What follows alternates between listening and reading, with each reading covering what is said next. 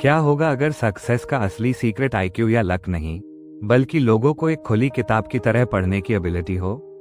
मेरे दोस्तों, ये ऑडियो बुक आपको सिखाएगी एक छुपी हुई कला, सोशल इंटेलिजेंस, जो बनाती है इन्फ्लुएंस, डीप कनेक्शन और लास्टिंग पावर का आधार। इस स्किल को मास्टर कर लो और दुनिया आपको कभी वैसी नहीं लगेगी जैसी पहले लगती थी। अगर आप ये ऑडियो बुक या ऑडियो बुक समरी इंग्लिश में सुनना चाहते हैं तो डिस्क्रिप्शन और पिन कमेंट में दिए गए लिंक पर जाएं। इंट्रोडक्शन।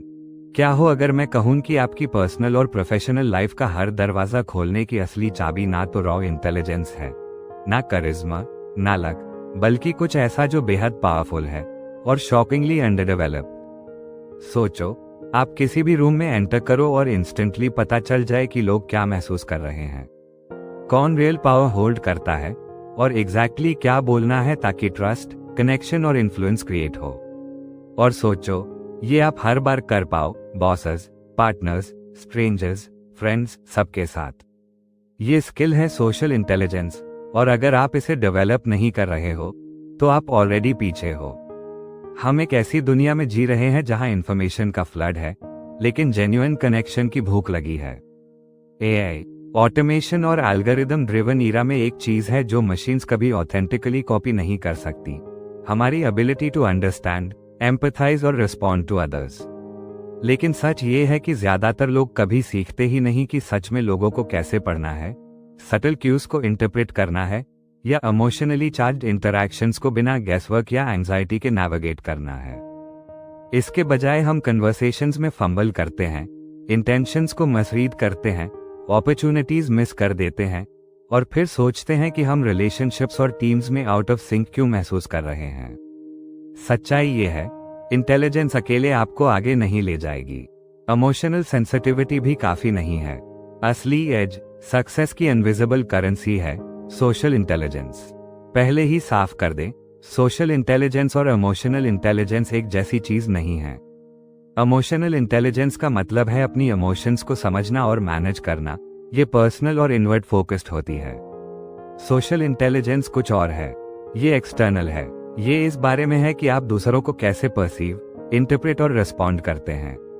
ये इस बारे में है कि आप लोगों के वर्ड्स, उनके साइलेंस, उनके बॉडी लैंग्वेज के पीछे की इमोशंस और इंटेंशंस को कैसे पहचानते हैं। ये वो अनकैनी एबिलिटी है जिससे आप रूम को रेड कर सकते हैं, कब बोलना है, कब सुनना है, कब पुश करना है और कब पॉज करना है। सोशल इंटेलिजेंस वही चीज है जो कुछ लोगों को मैग्नेटिक बनाती है जबकि दूसरे लोग भूल जाने लायक हो जाते हैं। यही वजह है कि कुछ लीडर्स लॉयल्टी इंस्पायर करते हैं जबकि बाकी डिसएंगेज टीम्स के साथ स्ट्रगल करते हैं। यही कारण है कि कुछ लोग एफर्टलेसली पावरफुल नेटवर्क्स बना लेते हैं जबकि बाकी भीड़ में इनविजिबल रहते हैं। और सबसे बड़ा ट्विस्ट, सोशल इंटेलिजेंस फिक्स्ड नहीं है, ये कोई जन्म से मिला गिफ्ट नहीं है, ये एक स्किल है और हर स्किल की तरह इसे सीखा, ट्रेन और मास्टर किया जा सकता है। ये किताब आपको सरफेस लेवल ट्रिक्स या वेग फील गुड एडवाइस नहीं देगी। ये एक डीप डाइव है सोशल मास्टरी के मैकेनिक्स में, लोगों को प्रिसिजन के साथ रीड करना, कॉन्फिडेंस से रिस्पॉन्ड करना और हर जगह एक लास्टिंग इंप्रेशन छोड़ना। आप सीखेंगे वो अनस्पोकन रूल्स जो कन्वर्सेशंस, कनेक्शन और ट्रस्ट को गवर्न करते हैं। आप समझेंगे कि क्यों कभी कभी आप इनविजिबल, मिसअंडरस्टूड या सोशली ड्रेन्ड महसूस करते हैं और इसे कैसे बदलना है।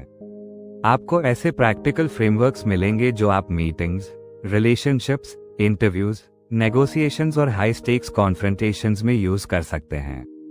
हम रियल वर्ल्ड एप्लीकेशंस एक्सप्लोर करेंगे, networking events, first dates, heated arguments, boardroom power plays और ब्रेक डाउन करेंगे कि सोशली इंटेलिजेंट लोग क्या अलग करते हैं। आप जानेंगे वो साइकोलॉजिकल क्यूज जिनके बारे में लोग बात नहीं करते लेकिन सबकॉन्शियसली रिएक्ट करते हैं। आप वर्बल और नॉन वर्बल कम्युनिकेशन को डिकोड करना सीखेंगे, वोकल टोन से लेकर माइक्रो एक्सप्रेशंस तक, और सबसे जरूरी, आपको ऐसे एक्शनेबल टेक्निक्स मिलेंगे जो आपको सोशली सिर्फ सर्वाइव नहीं बल्कि थ्राइव करने में मदद करेंगे।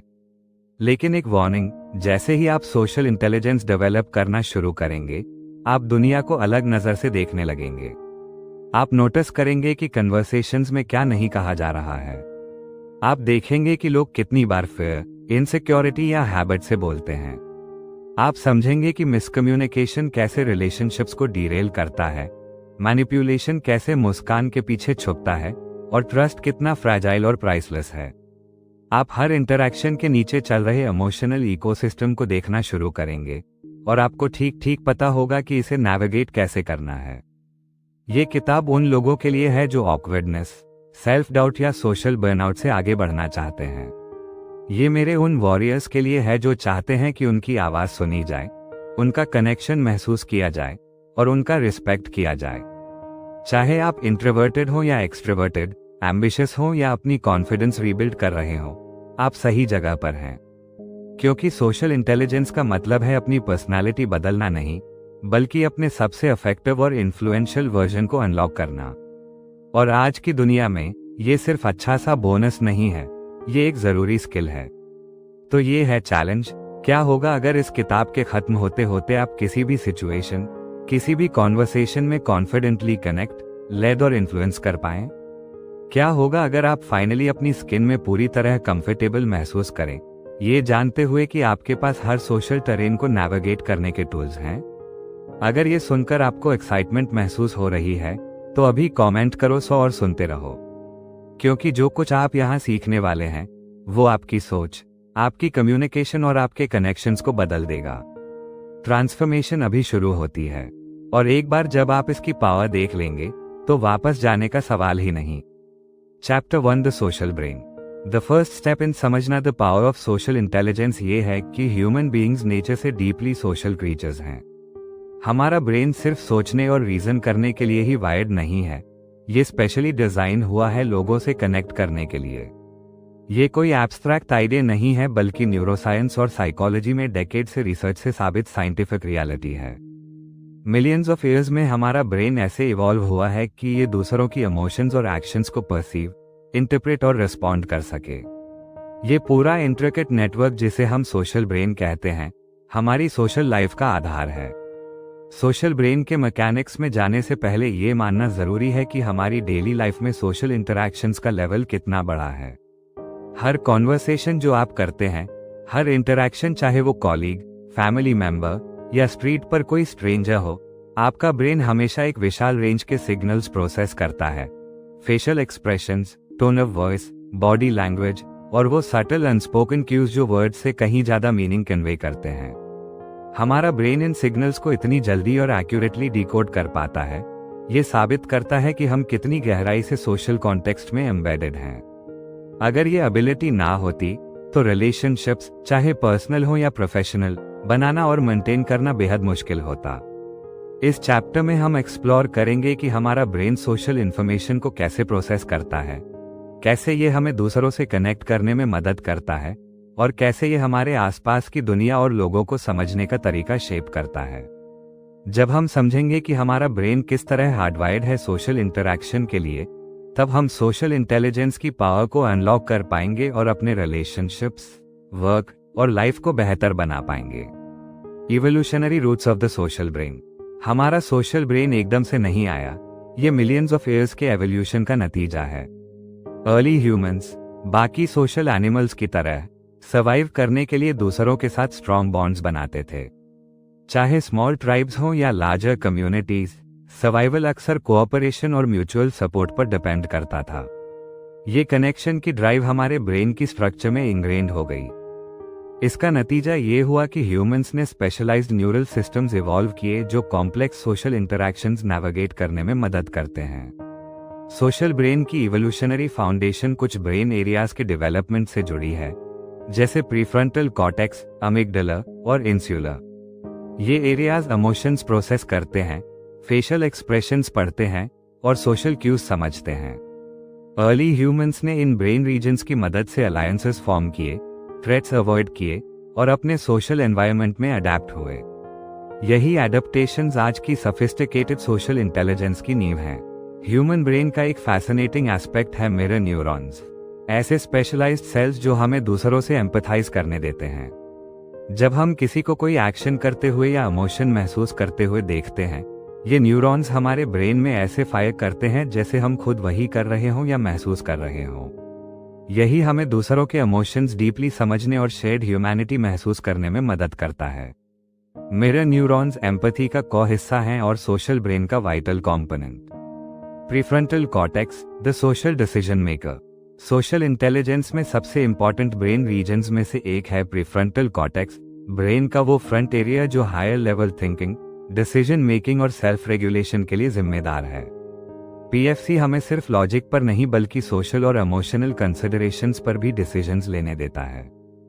पीएफसी हमें सोशल कॉन्सिक्वेंसेस वे करने, वैल्यूज के साथ अलाइन होने वाले बिहेवियर्स चुनने और सोशल सिचुएशंस में इंपल्सेस रेगुलेट करने में मदद करता है। जब आप किसी नए इंसान से मिलते हैं, आपका पीएफसी सिर्फ उनकी बातों का एनालिसिस नहीं करता, बल्कि उनकी फेशियल एक्सप्रेशंस, बॉडी लैंग्वेज और टोन ऑफ वॉइस को भी इंटरप्रेट करता है। ये इमोशनल कॉन्टेक्स्ट एसेस करता है और आपको डिसाइड करने में मदद करता है कि रिस्पॉन्ड कैसे करना है, और ये सब अक्सर स्प्लिट सेकंड्स में हो जाता है। समय के साथ ये क्विक जजमेंट सेकंड नेचर बन जाते हैं, जिससे हम सोशल सिचुएशंस आसानी से नेविगेट कर पाते हैं। पीएफसी रिलेशनशिप्स मैनेज करने में भी क्रूशियल है। ये हमें टेंस सिचुएशंस में सेल्फ कंट्रोल रखने में मदद करता है, जैसे इनअप्रोप्रिएट बात रोकना या सही समय पर बोलना। ग्रुप डायनामिक्स, चाहे वर्क प्लेस में हो या पर्सनल लाइफ में, पीएफसी की सोशल प्रोसेसिंग एबिलिटी हमें स्मूथ नेविगेशन देती है। Amygdala, the emotional signal centre. Social brain का एक और की प्लेयर है अमिगडाला, ब्रेन का इमोशनल अलार्म सिस्टम। अमिगडाला का काम है एनवायरनमेंट में थ्रेट्स डिटेक्ट करना और सही इमोशनल रिस्पॉन्स ट्रिगर करना। डेंजर पर यह फियर क्रिएट करता है और किसी लव्ड वन को देखकर जॉय ट्रिगर करता है।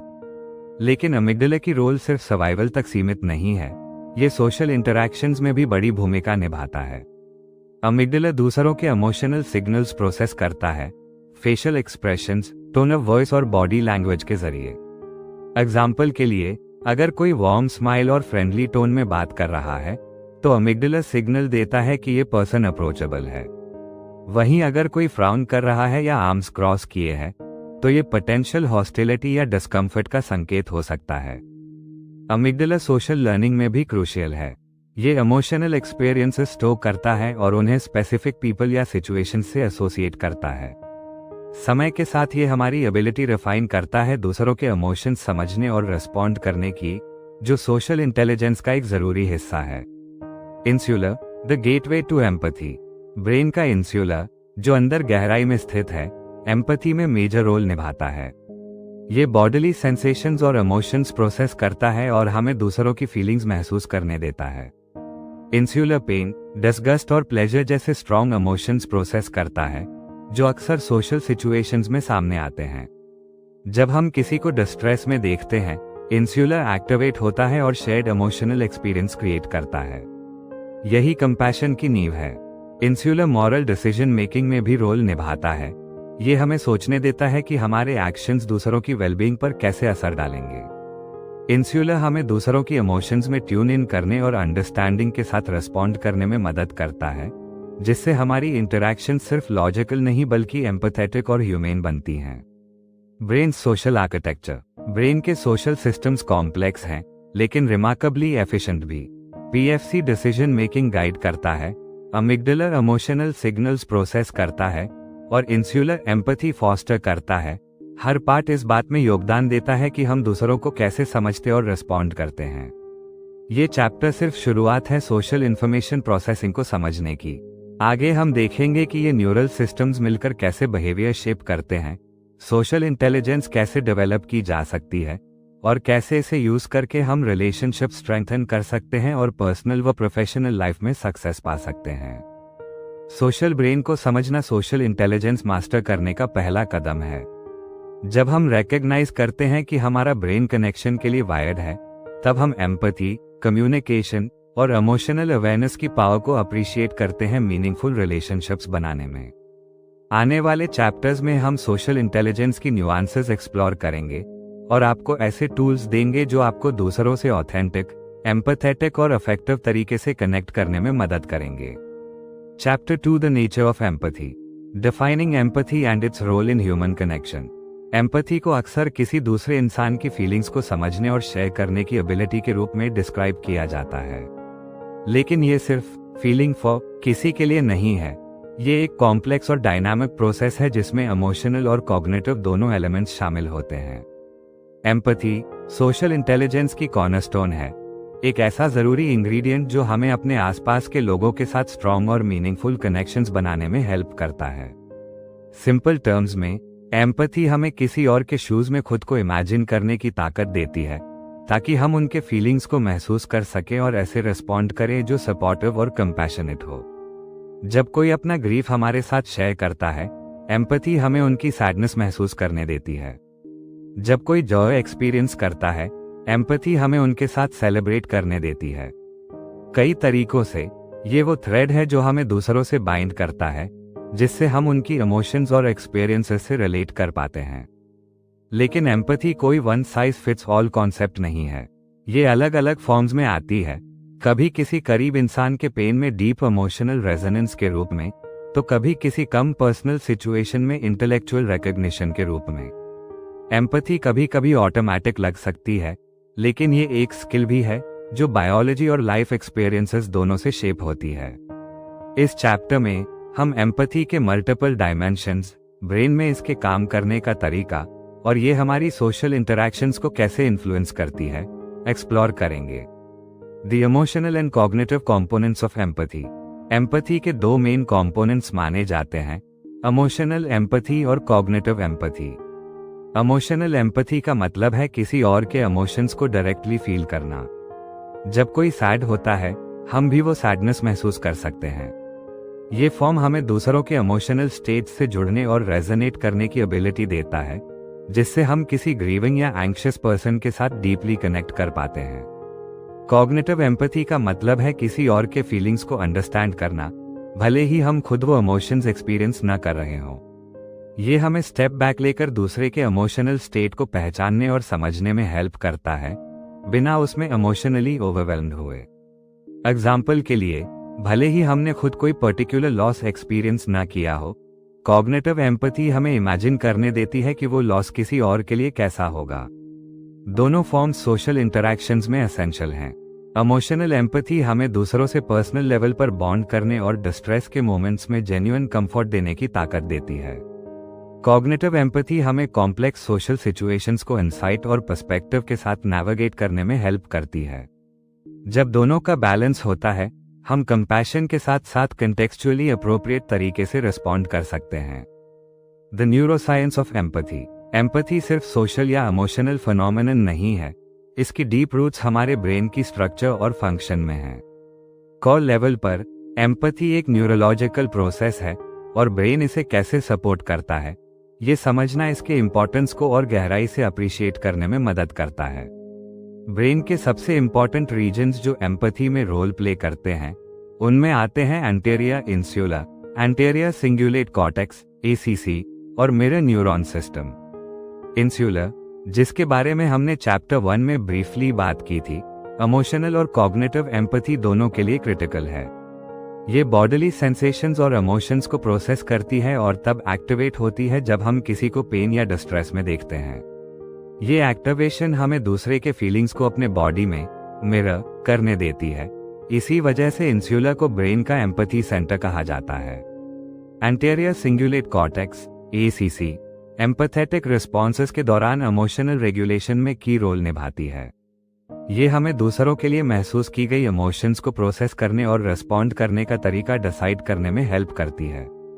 ये रेगुलेशन हमें इमोशनली ओवरवेल्म्ड होने से बचाती है और बर्नआउट के रिस्क को कम करती है।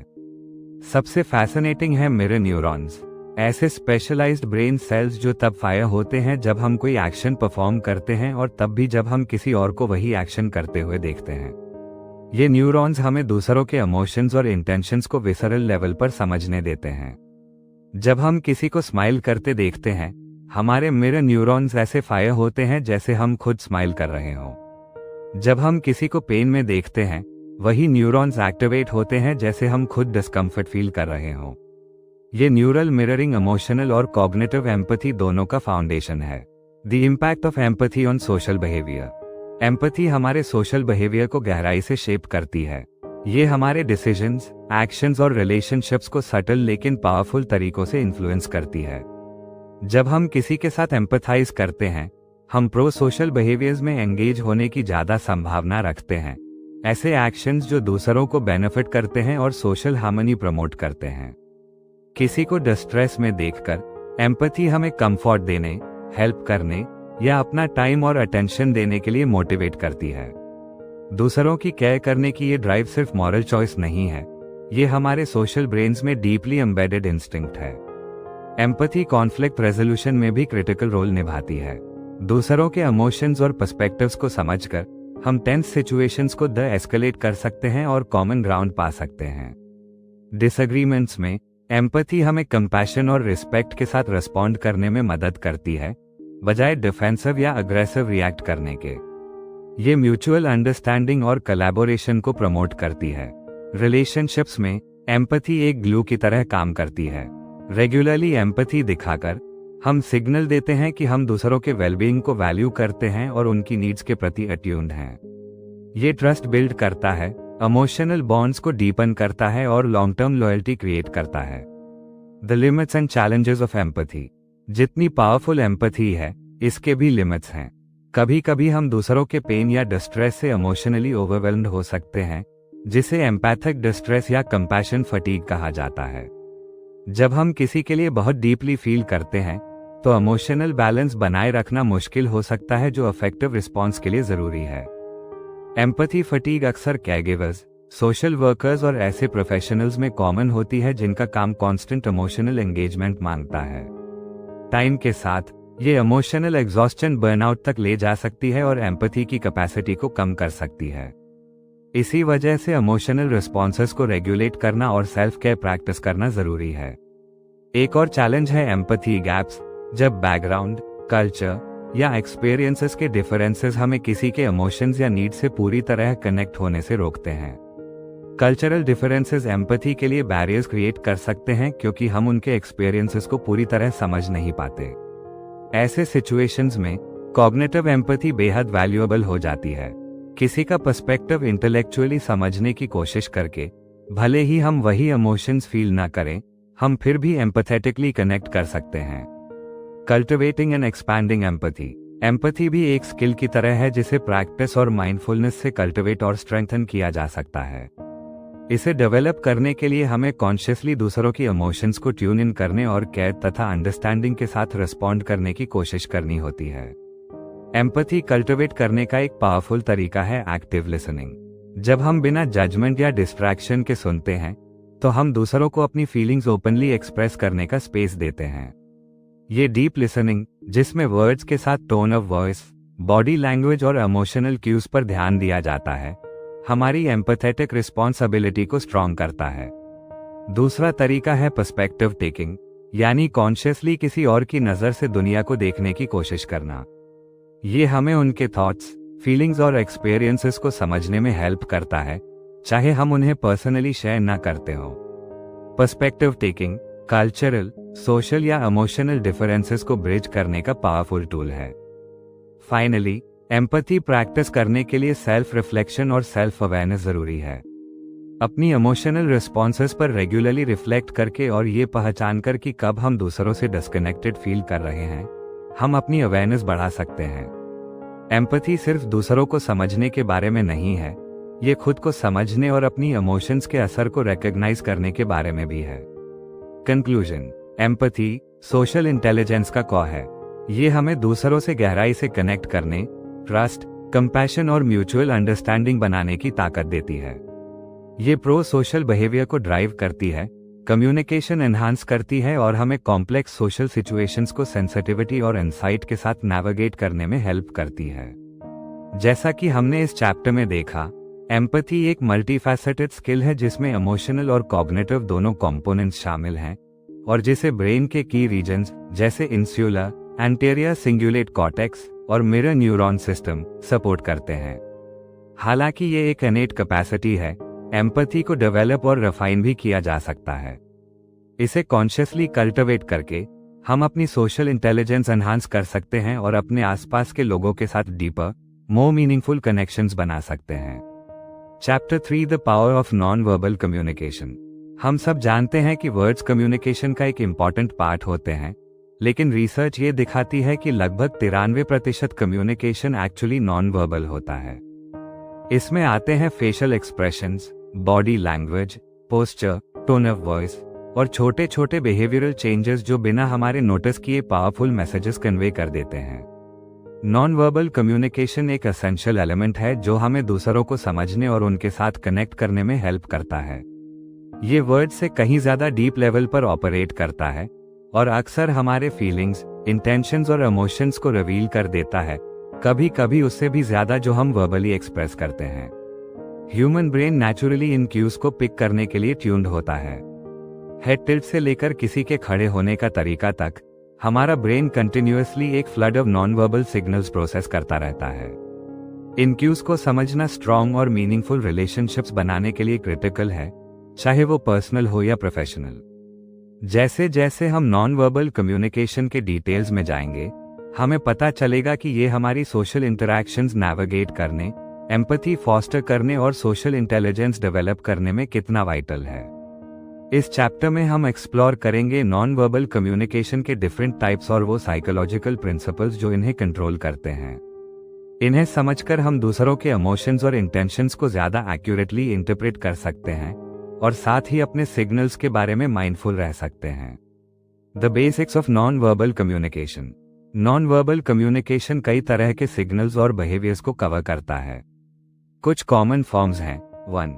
Facial expressions. हमारे फेसेस इनक्रेडिबली एक्सप्रेसिव होते हैं, जो जॉय और सरप्राइज से लेकर सैडनेस और एंगर तक इमोशंस कन्वे कर सकते हैं। फेशियल एक्सप्रेशंस दुनिया में सबसे universally understood forms of communication हैं, जो कल्चरल बाउंड्रीज क्रॉस कर जाते हैं। साइकोलॉजिस्ट पॉल एकमन के रिसर्च ने दिखाया कि दुनिया भर के लोग basic emotions, happiness, anger, fear, sadness, surprise और डिसगस्ट सिर्फ फेशियल एक्सप्रेशंस देखकर पहचान सकते हैं। कि ये है कि आईज, माउथ और फॉरहेड के मसल्स के सटल मूवमेंट्स को पहचानना। फॉर एग्जाम्पल, एक जेन्युइन स्माइल, जिसे डुशेन स्माइल कहते हैं, माउथ और आईज दोनों को एक्टिवेट करता है, जबकि एक फेक स्माइल सिर्फ माउथ इन्वॉल्व करता है। इन छोटे डिफरेंसेस को पहचानना हमें दूसरों के इमोशनल स्टेट को बेहतर समझने में मदद करता है। 2. बॉडी लैंग्वेज और पोस्चर। हमारे बॉडीज एक वेल्थ ऑफ इंफॉर्मेशन कन्वे करते हैं, अक्सर अनकॉन्शियसली। जिस तरह हम सिट, स्टैंड या मूव करते हैं, वो कॉन्फिडेंस, एंजाइटी, ओपननेस, डिफेंसिवनेस या अग्रेशन तक कम्युनिकेट कर सकता है। Open body language, standing tall, shoulders back, arms uncrossed, confidence और अप्रोचेबिलिटी सिग्नल करता है। Closed body language, crossed arms, hunched shoulders या आई कॉन्टैक्ट अवॉइड करना, डिस्कम्फर्ट, डिफेंसिवनेस या लैक ऑफ इंटरेस्ट दिखा सकता है। पोस्चर भी एक की कंपोनेंट है। कॉन्वर्सेशन के दौरान लीनिंग इन एंगेजमेंट और इंटरेस्ट दिखाता है, जबकि लीनिंग अवे बॉर्डम या डिस्टेंस क्रिएट करने की इच्छा दिखा सकता है। हम अपने बॉडी को दूसरों के रिलेशन में कैसे पोजीशन करते हैं, ये कंफर्ट लेवल, पावर डायनामिक्स और इमोशनल कनेक्शन रिवील करता है। 3. गेस्चर्स। हम अक्सर हैंड गेस्चर्स का यूज करते हैं अपने वर्ड्स को एम्फसाइज करने या मीनिंग कन्वे करने के लिए। कुछ गेस्चर्स यूनिवर्सल होते हैं, जैसे थम्स अप अप्रूवल के लिए या वेव ग्रीटिंग या फेयरवेल के लिए, जबकि कुछ कल्चरल होते हैं। एग्जाम्पल के लिए, फिंगर्स क्रॉस करना गुड लक के लिए एक कल्चर में समझा जा सकता है, लेकिन दूसरे में नहीं। गेस्चर्स की फ्रीक्वेंसी, इंटेंसिटी और टाइप भी इमोशनल स्टेट रिवील कर सकते हैं। नर्वसनेस में कोई बार बार फिजिट या रिपेटिटिव मूवमेंट्स कर सकता है। कॉन्फिडेंस डेलिबरेट और एक्सपेंसिव हैंड मूवमेंट से दिख सकती है। 4. Eye contact. आई कॉन्टैक्ट सबसे पावरफुल नॉन वर्बल सिग्नल्स में से एक है। कहा जाता है, eyes are the windows to the soul, क्योंकि ये हमारी फीलिंग्स के बारे में बहुत कुछ बता देते हैं। प्रोलॉन्ग्ड गेज इंटरेस्ट, अफेक्शन या डोमिनेंस दिखा सकता है। आई कॉन्टैक्ट अवॉइड करना शाइनेस, डिसऑनेस्टी या डिस्कम्फर्ट का संकेत हो सकता है। कल्चर भी इसमें रोल प्ले करता है। कुछ कल्चर्स में स्टेडी आई कॉन्टैक्ट रिस्पेक्ट का साइन है, जबकि दूसरों में ये कॉन्फ्रेंटेशनल या रूड माना जा सकता है। 5. टोन ऑफ वॉइस और पैरा लैंग्वेज। हम कैसे बोलते हैं ये उतना ही इंपॉर्टेंट है जितना हम क्या बोलते हैं। टोन, पिच, स्पीड और वॉल्यूम, ये सब पैरा लैंग्वेज में आते हैं और हमारे वर्ड्स में इमोशनल लेयर जोड़ते हैं। Example, high pitched fast tone excitement या एंजाइटी दिखा सकता है। स्लो डीप टोन कामनेस या अथॉरिटी सजेस्ट कर सकता है। पैरालैंग्वेज सार्काज्म, अफेक्शन या इरिटेशन भी कन्वे कर सकता है। वही सेंटेंस अलग टोन में बोलने से पूरी तरह डिफरेंट मीनिंग दे सकता है। इसलिए सिर्फ वर्ड्स ही नहीं बल्कि टोन और रिदम पर ध्यान देना जरूरी है। 6. द प्रीफ्रंटल कॉर्टेक्स और social processing. Prefrontal cortex social situations को एवेल्युएट करने और हमारी रिस्पॉन्सेस को रेगुलेट करने में बहुत इंपॉर्टेंट रोल निभाता है। जब हम नॉन वर्बल क्यूज ऑब्जर्व करते हैं तो ये ब्रेन हमें डिसीजन लेने में हेल्प करता है कि रिलेशनशिप या एनवायरनमेंट के कॉन्टेक्स्ट में कैसे एक्ट करना है।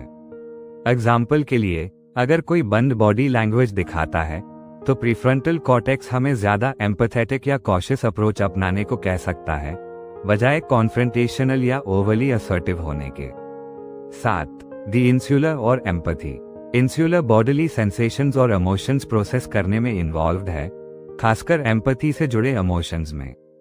जब हम किसी के सैड फेशियल एक्सप्रेशन या टेंस बॉडी पोस्चर देखते हैं तो इंसुलर हमें उनके इमोशंस के साथ रेजोनेट करने और समझने में मदद करता है कि वो क्या फील कर रहे हैं। ये कनेक्शन इंसुलर और नॉन वर्बल कम्युनिकेशन के बीच हमारी एम्पैथी और कंपैशनेट रिस्पॉन्स की एबिलिटी के लिए सेंट्रल है।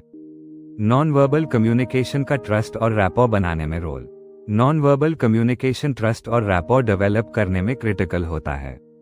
ट्रस्ट सभी मीनिंगफुल रिलेशनशिप्स की फाउंडेशन होती है और नॉन वर्बल क्यूज अक्सर ट्रस्टवर्दीनेस या डिस्ट्रस्ट के पहले इंडिकेटर्स होते हैं।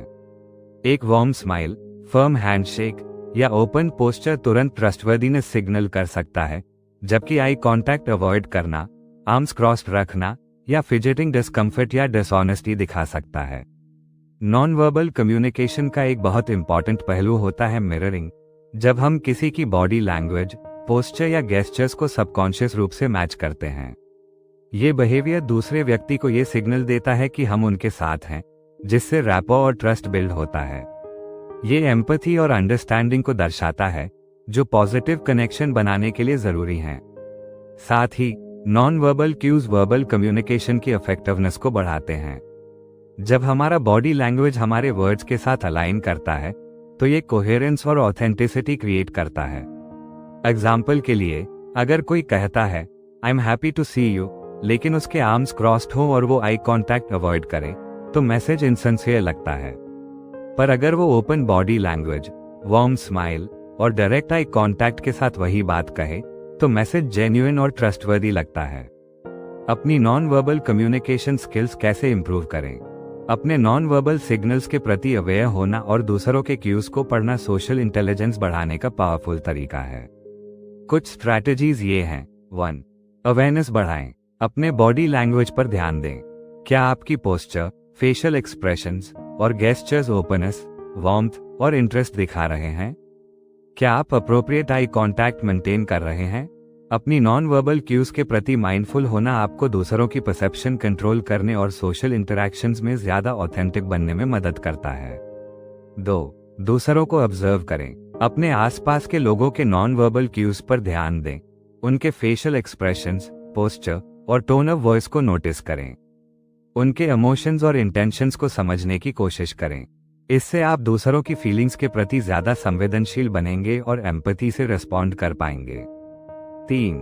एक्टिव लिसनिंग प्रैक्टिस करें। नॉन वर्बल कम्युनिकेशन सिर्फ आप क्या एक्सप्रेस करते हैं उससे नहीं, बल्कि आप क्या परसीव करते हैं उससे भी जुड़ा है।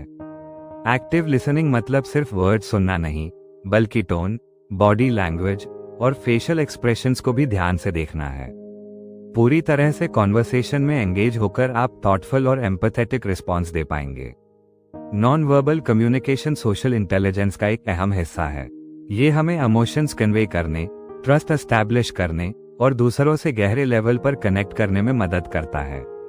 जब हम अपने नॉन वर्बल क्यूज को समझते और नियंत्रित करते हैं और दूसरों के सिग्नल्स को पढ़ना सीखते हैं, तो हम सोशल सिचुएशंस में बेहतर नेविगेट कर सकते हैं, मजबूत रिलेशनशिप्स बना सकते हैं और प्रभावी तरीके से कम्युनिकेट कर सकते हैं। चैप्टर 4 इमोशनल इंटेलिजेंस और इसका रोल सोशल इंटरैक्शंस में। The concept of emotional intelligence. Emotional intelligence EQ का मतलब है अपनी इमोशंस को पहचानना, समझना और मैनेज करना, साथ ही दूसरों की इमोशंस को भी पहचानना, समझना और इन्फ्लुएंस करना। इंटेलेक्चुअल इंटेलिजेंस IQ जो कि मेनली कॉग्निटिव एबिलिटीज और प्रॉब्लम सॉल्विंग स्किल्स पर फोकस करता है, उससे अलग emotional intelligence emotional awareness, empathy और इंटरपर्सनल स्किल्स को ज्यादा महत्व देता है। ये कॉन्सेप्ट साइकोलॉजिस्ट डैनियल गोलमन ने मिड 1990 में पॉपुलराइज किया था और तब से यह पर्सनल और प्रोफेशनल सक्सेस का एक इम्पॉर्टेंट फैक्टर माना जाता है। इमोशनल इंटेलिजेंस इफेक्टिव कम्युनिकेशन और सोशल इंटरैक्शंस के लिए फंडामेंटल है, क्योंकि यह हमें इमोशंस की कॉम्प्लेक्स वेब को समझने में मदद करता है, जो ज्यादातर ह्यूमन बिहेवियर के पीछे होती है। ईक्यू से हम खुद को और दूसरों को कैसे परसीव करते हैं, सिचुएशंस पर कैसे रिएक्ट करते हैं और लोगों से गहराई से कैसे जुड़ते हैं, ये सब प्रभावित होता है। इमोशनल इंटेलिजेंस के कुछ कंपोनेंट्स होते हैं जो मिलकर हमारी सोशल और इमोशनल फंक्शनिंग को बेहतर बनाते हैं। सेल्फ अवेयरनेस अपनी इमोशंस को पहचानने और समझने की एबिलिटी, साथ ही ये भी समझना कि ये इमोशंस हमारे थॉट्स और बिहेवियर्स पर क्या असर डालते हैं। जब हम सेल्फ अवेयर होते हैं तो हम एक्यूरेटली जान पाते हैं कि हम कैसा महसूस कर रहे हैं और क्यों कर रहे हैं, जिससे हम सिचुएशंस और इंटरैक्शंस पर थॉटफुल रिस्पॉन्स दे पाते हैं। ये हमें अपनी स्ट्रेंथ्स और वीकनेसेस भी आइडेंटिफाई करने में मदद करता है, जिससे हम बेहतर डिसीजंस ले पाते हैं और पर्सनल और प्रोफेशनल दोनों कॉन्टेक्स्ट्स में सही एक्शंस करते हैं। सेल्फ रेगुलेशन अपनी इमोशंस को कंट्रोल और मैनेज करने की एबिलिटी, खासकर स्ट्रेसफुल या चैलेंजिंग सिचुएशंस में। सेल्फ रेगुलेशन इमोशनल बैलेंस और कंपोजर बनाए रखने के लिए जरूरी है, खासकर कॉन्फ्लिक्ट, फ्रस्ट्रेशन या अन्य टफ इमोशंस के समय। हाई इमोशनल इंटेलिजेंस वाले लोग इंपल्सेस को मैनेज कर पाते हैं, प्रेशर में काम रहते हैं और अपने इमोशंस के हिसाब से इंपल्सिव रिएक्शन देने की बजाय सोच समझकर निर्णय लेते हैं। मोटिवेशन अपने गोल्स को सेट करना और उनके लिए काम करना जो हमारे वैल्यूज और डिजायर से अलाइन होते हैं। इमोशनली इंटेलिजेंट लोग आमतौर पर ज्यादा मोटिवेटेड, रेजिलिएंट और कमिटेड होते हैं, क्योंकि उनके पास इमोशनल अवेयरनेस और सेल्फ रेगुलेशन होती है, जिससे वे ऑब्स्टिकल्स के सामने भी टिके रहते हैं। वे मुश्किल समय में भी पॉजिटिव एटीट्यूड बनाए रखते हैं और स्ट्रॉन्ग ड्राइव दिखाते हैं। एम्पैथी दूसरों के फीलिंग्स को समझने और उनके साथ शेयर करने की एबिलिटी। एम्पैथी स्ट्रॉन्ग रिलेशनशिप्स बनाने के लिए बहुत जरूरी है, क्योंकि यह हमें दूसरों से इमोशनल लेवल पर कनेक्ट करने का मौका देती है जब उन्हें सबसे ज्यादा सपोर्ट और समझ की जरूरत होती है। हाई एम्पैथी वाले लोग ध्यान से सुनते हैं, इमोशनल क्यूज को पहचानते हैं और कंपैशनेट और कंस्ट्रक्टिव तरीके से रिस्पॉन्ड करते हैं। Social skills effective communication, relationships बनाना और दूसरों के साथ कोलैबोरेटिवली काम करने की ability. Social skills emotional intelligence का प्रैक्टिकल एप्लीकेशन है, क्योंकि इसमें हम अपनी इमोशनल अवेयरनेस और एम्पैथी का यूज करके सोशल इंटरैक्शंस को नेविगेट करते हैं, कॉन्फ्लिक्ट्स को रिजॉल्व करते हैं और दूसरों पर पॉजिटिव प्रभाव डालते हैं। How emotional intelligence impact social interactions. Emotional intelligence हमारी सोशल इंटरैक्शंस में बहुत इंपॉर्टेंट रोल निभाती है। ये डिसाइड करती है कि हम दूसरों से कैसे कनेक्ट करते हैं, कॉन्फ्लिक्ट्स को कैसे हैंडल करते हैं और रिलेशनशिप्स कैसे बनाते हैं। ईक्यू हमें सोशल डायनामिक्स में इमोशनल अंडरकरेंट्स को समझने में मदद करती है, जिससे हम दूसरों की मोटिवेशंस, कंसर्न्स और नीड्स को बेहतर समझ पाते हैं। इमोशनल इंटेलिजेंस एक तरह का सोशल रेडार की तरह काम करती है, जो हमें सटल इमोशनल सिग्नल्स पकड़ने और सही तरीके से रिस्पॉन्ड करने में मदद करती है। उदाहरण के लिए, जब हम किसी से बात करते हैं तो हम सिर्फ उनके वर्ड्स नहीं सुनते, बल्कि उनके tone of voice, body language और फेशियल एक्सप्रेशंस पर भी ध्यान देते हैं। ये non verbal cues important emotional information देते हैं, जो हमारी रिस्पॉन्स को गाइड करते हैं। हाई इमोशनल इंटेलिजेंस वाले लोग इन क्यूज को पढ़ने में खासे स्किल्ड होते हैं, जिससे वे सोशल सिचुएशंस को आसानी से और कॉन्फिडेंस के साथ हैंडल कर पाते हैं। वे पहचान पाते हैं कि कोई एंग्शियस, फ्रस्ट्रेटेड या सैड महसूस कर रहा है और अपनी बिहेवियर को सपोर्टिव या एम्पैथेटिक बनाने के लिए एडजस्ट कर लेते हैं। वहीं लो इमोशनल इंटेलिजेंस वाले लोग इन इमोशनल सिग्नल्स को समझने में स्ट्रगल करते हैं, जिससे मिसअंडरस्टैंडिंग्स या ऑकवर्ड इंटरैक्शंस हो सकते हैं। ईक्यू के जरिए एम्पैथी डेवलप करना सोशल इंटरैक्शंस को बेहतर बनाने के सबसे इंपॉर्टेंट तरीकों में से एक है। एम्पैथी का मतलब है कि हम खुद को किसी और की जगह पर रखकर उनके इमोशनल एक्सपीरियंस को समझें। ये सिंपैथी से अलग है, जिसमें हम सिर्फ किसी के लिए पिटी या सॉरो फील करते हैं। एम्पैथी में हम उनकी फीलिंग्स से जुड़ते हैं और उनके इमोशनल जर्नी को शेयर करते हैं। एम्पैथी इमोशनल इंटेलिजेंस का एक फंडामेंटल हिस्सा है क्योंकि यह रैपो बनाने, ट्रस्ट स्थापित करने और रिलेशनशिप्स को डीपन करने में मदद करता है। जब हम एम्पैथी दिखाते हैं तो हम इमोशनल सेफ्टी और अंडरस्टैंडिंग का माहौल बनाते हैं, जिससे लोग हमारे साथ खुलकर बात करते हैं और एंगेज होते हैं। ये पर्सनल और प्रोफेशनल दोनों रिलेशनशिप्स में बहुत जरूरी है, जहां ट्रस्ट और कम्युनिकेशन सक्सेस के लिए अहम होते हैं। एम्पैथेटिक लोग ज्यादा अच्छे लिसनर होते हैं, कंसिडरेट तरीके से रिस्पॉन्ड करते हैं और दूसरों की नीड्स को अच्छे से समझते हैं। वे प्रो सोशल बिहेवियर्स जैसे सपोर्ट या मदद देने में भी ज्यादा सक्रिय होते हैं, जिससे सोशल बॉन्ड्स मजबूत होते हैं और कोऑपरेशन बढ़ता है। इमोशनल इंटेलिजेंस कॉन्फ्लिक्ट रेजोल्यूशन में भी क्रिटिकल भूमिका निभाती है। किसी भी सोशल इंटरैक्शन में डिसएग्रीमेंट्स और कन्फ्लिक्ट्स होते ही रहते हैं, लेकिन हम उन्हें कैसे हैंडल करते हैं, इसका आउटकम पर बड़ा असर पड़ता है। हाई ईक्यू वाले लोग अपनी इमोशंस को रेगुलेट कर पाते हैं और काम मेजर्ड माइंडसेट के साथ सिचुएशन को हैंडल करते हैं, इंपल्सिव या अग्रेसिव रिएक्शन देने की बजाय। वे सभी इन्वॉल्व्ड पार्टीज के पर्सपेक्टिव समझने की कोशिश करते हैं और कंस्ट्रक्टिव रेजोल्यूशन खोजते हैं। वे टेंस सिचुएशंस को डीस्केलेट कर पाते हैं, प्रोडक्टिव कन्वर्सेशंस फैसिलिटेट करते हैं और जब इमोशंस हाई होते हैं तब भी कॉमन ग्राउंड तलाशते हैं। इसके विपरीत लो इमोशनल इंटेलिजेंस वाले लोग कन्फ्लिक्ट्स के दौरान डिफेंसिव, आर्ग्यूमेंटेटिव या डिसमिसिव हो सकते हैं, जिससे टेंशन बढ़ती है और रिलेशनशिप्स खराब होते हैं।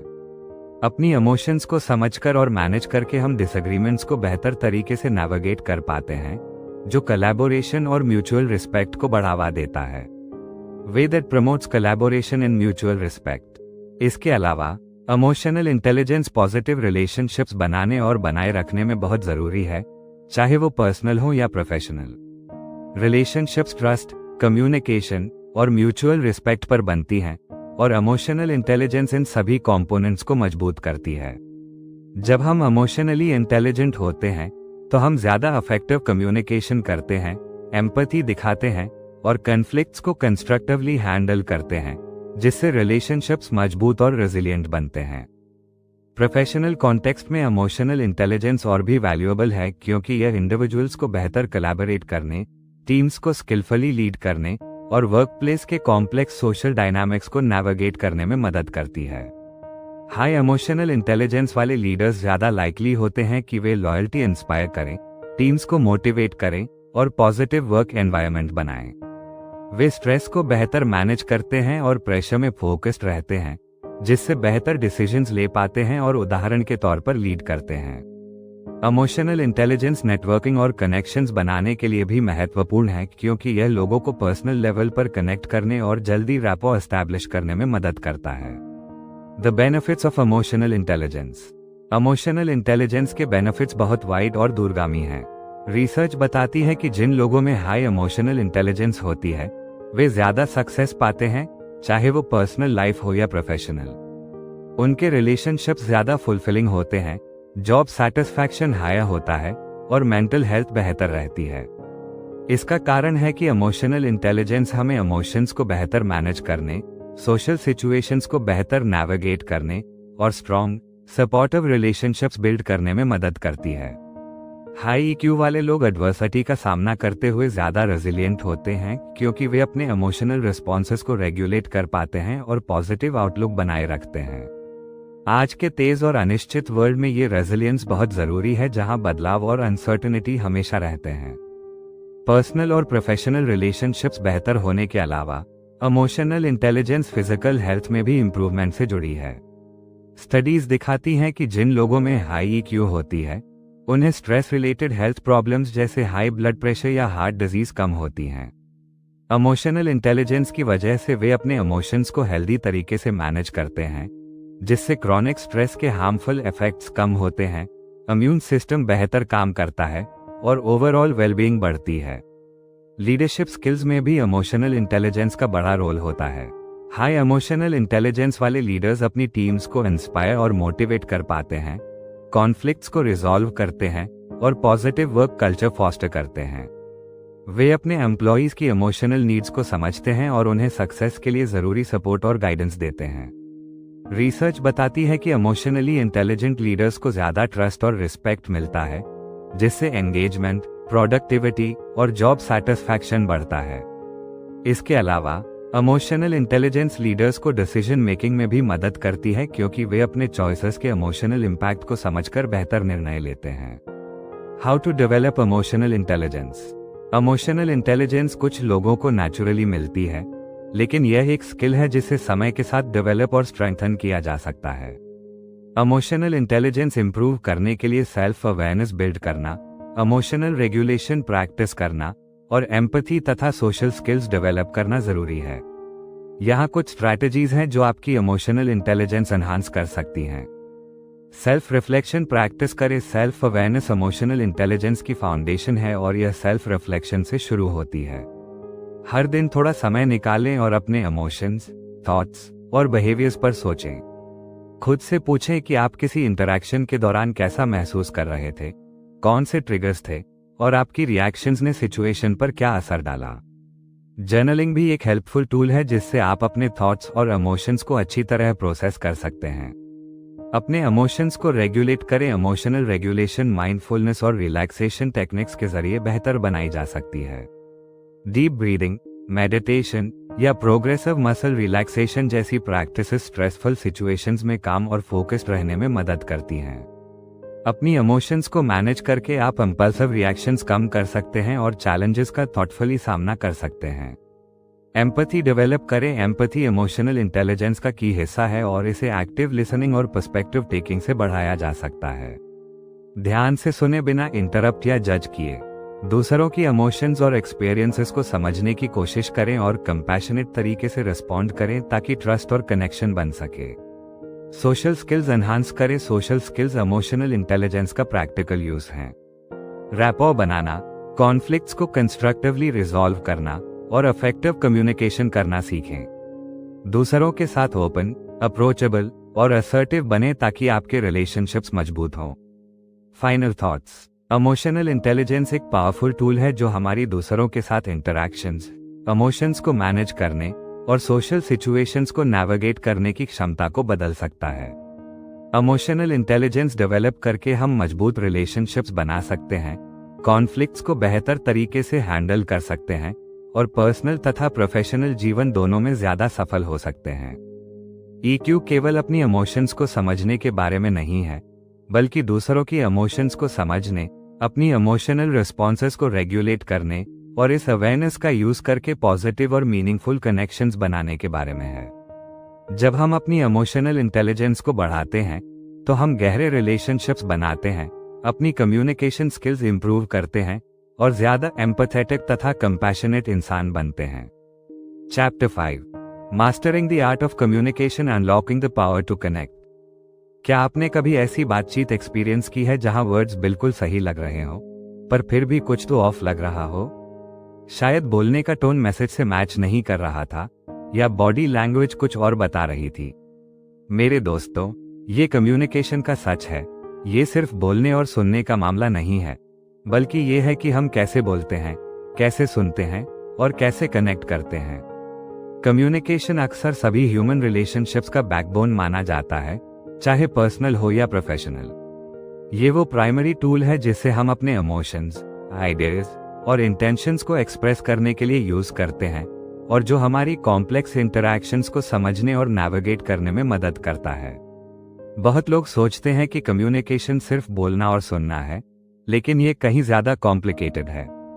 असली कम्युनिकेशन मतलब आइडियाज, इमोशंस और इंटेंशंस को क्लियरली और इफेक्टिवली कन्वे करना, साथ ही दूसरों के मैसेजेस को समझना और रिस्पॉन्ड करना भी है। वास्तव में इफेक्टिव कम्युनिकेशन लाइफ के हर एस्पेक्ट में सक्सेस का की फैक्टर है, चाहे रिलेशनशिप स्ट्रॉन्ग करनी हो, करियर में आगे बढ़ना हो या कॉन्फ्लिक्ट्स रिजॉल्व करने हो। अगर कम्युनिकेशन सही नहीं है तो मिसअंडरस्टैंडिंग, फ्रस्ट्रेशन और आइसोलेशन होने के चांसेस बढ़ जाते हैं, जो अनावश्यक कन्फ्लिक्ट्स और डिस्कनेक्शन लाते हैं। जब हम कम्युनिकेशन की कला में मास्टर हो जाते हैं, तब हम बेटर रिलेशनशिप्स बना सकते हैं, ज्यादा एफिशिएंट कोलैबोरेशन कर सकते हैं और रोजमर्रा की चैलेंजेस को आसानी से मैनेज कर सकते हैं। कम्युनिकेशन एक दो तरफा प्रोसेस है। इंफॉर्मेशन ट्रांसमिट करना और रिसीव करना दोनों शामिल हैं। मैसेजेस वर्बल या नॉन वर्बल दोनों हो सकते हैं, और दोनों का काफी महत्वपूर्ण रोल होता है मैसेज की इफेक्टिवनेस में। वर्बल कम्युनिकेशन यानी शब्दों का इस्तेमाल अक्सर पहली चीज होती है जो हम कम्युनिकेशन को लेकर सोचते हैं, लेकिन रिसर्च बताती है कि ज्यादातर कम्युनिकेशन नॉन वर्बल होता है। कुछ एस्टिमेट्स के मुताबिक 93% कम्युनिकेशन नॉन वर्बल क्यूज से होता है, जैसे कि body language, facial expressions, tone of voice और गेस्चर्स। मतलब जब हम बोल नहीं रहे होते तब भी हम बहुत पावरफुल मैसेजेस भेज रहे होते हैं। इसलिए वर्बल और नॉन वर्बल दोनों एलिमेंट्स को अवेयर रहना जरूरी है, क्योंकि ये मिलकर मीनिंग कन्वे करते हैं और इम्पैक्ट बनाते हैं। जब ये दोनों अलाइन करते हैं तब कम्युनिकेशन ज्यादा प्रभावी और एंगेजिंग होता है। लेकिन जब मिसमैच होता है तब कंफ्यूजन और मिसअंडरस्टैंडिंग होती है। भावनात्मक बुद्धिमत्ता, इमोशनल इंटेलिजेंस का महत्व। अफेक्टिव कम्युनिकेशन इमोशनल इंटेलिजेंस पर भी निर्भर करता है। अपने और दूसरों के इमोशंस को समझना, शब्दों को सावधानी से चुनना, सहानुभूति से रिस्पॉन्ड करना और सक्रिय सुनने, एक्टिव लिसनिंग में एंगेज होना जरूरी है।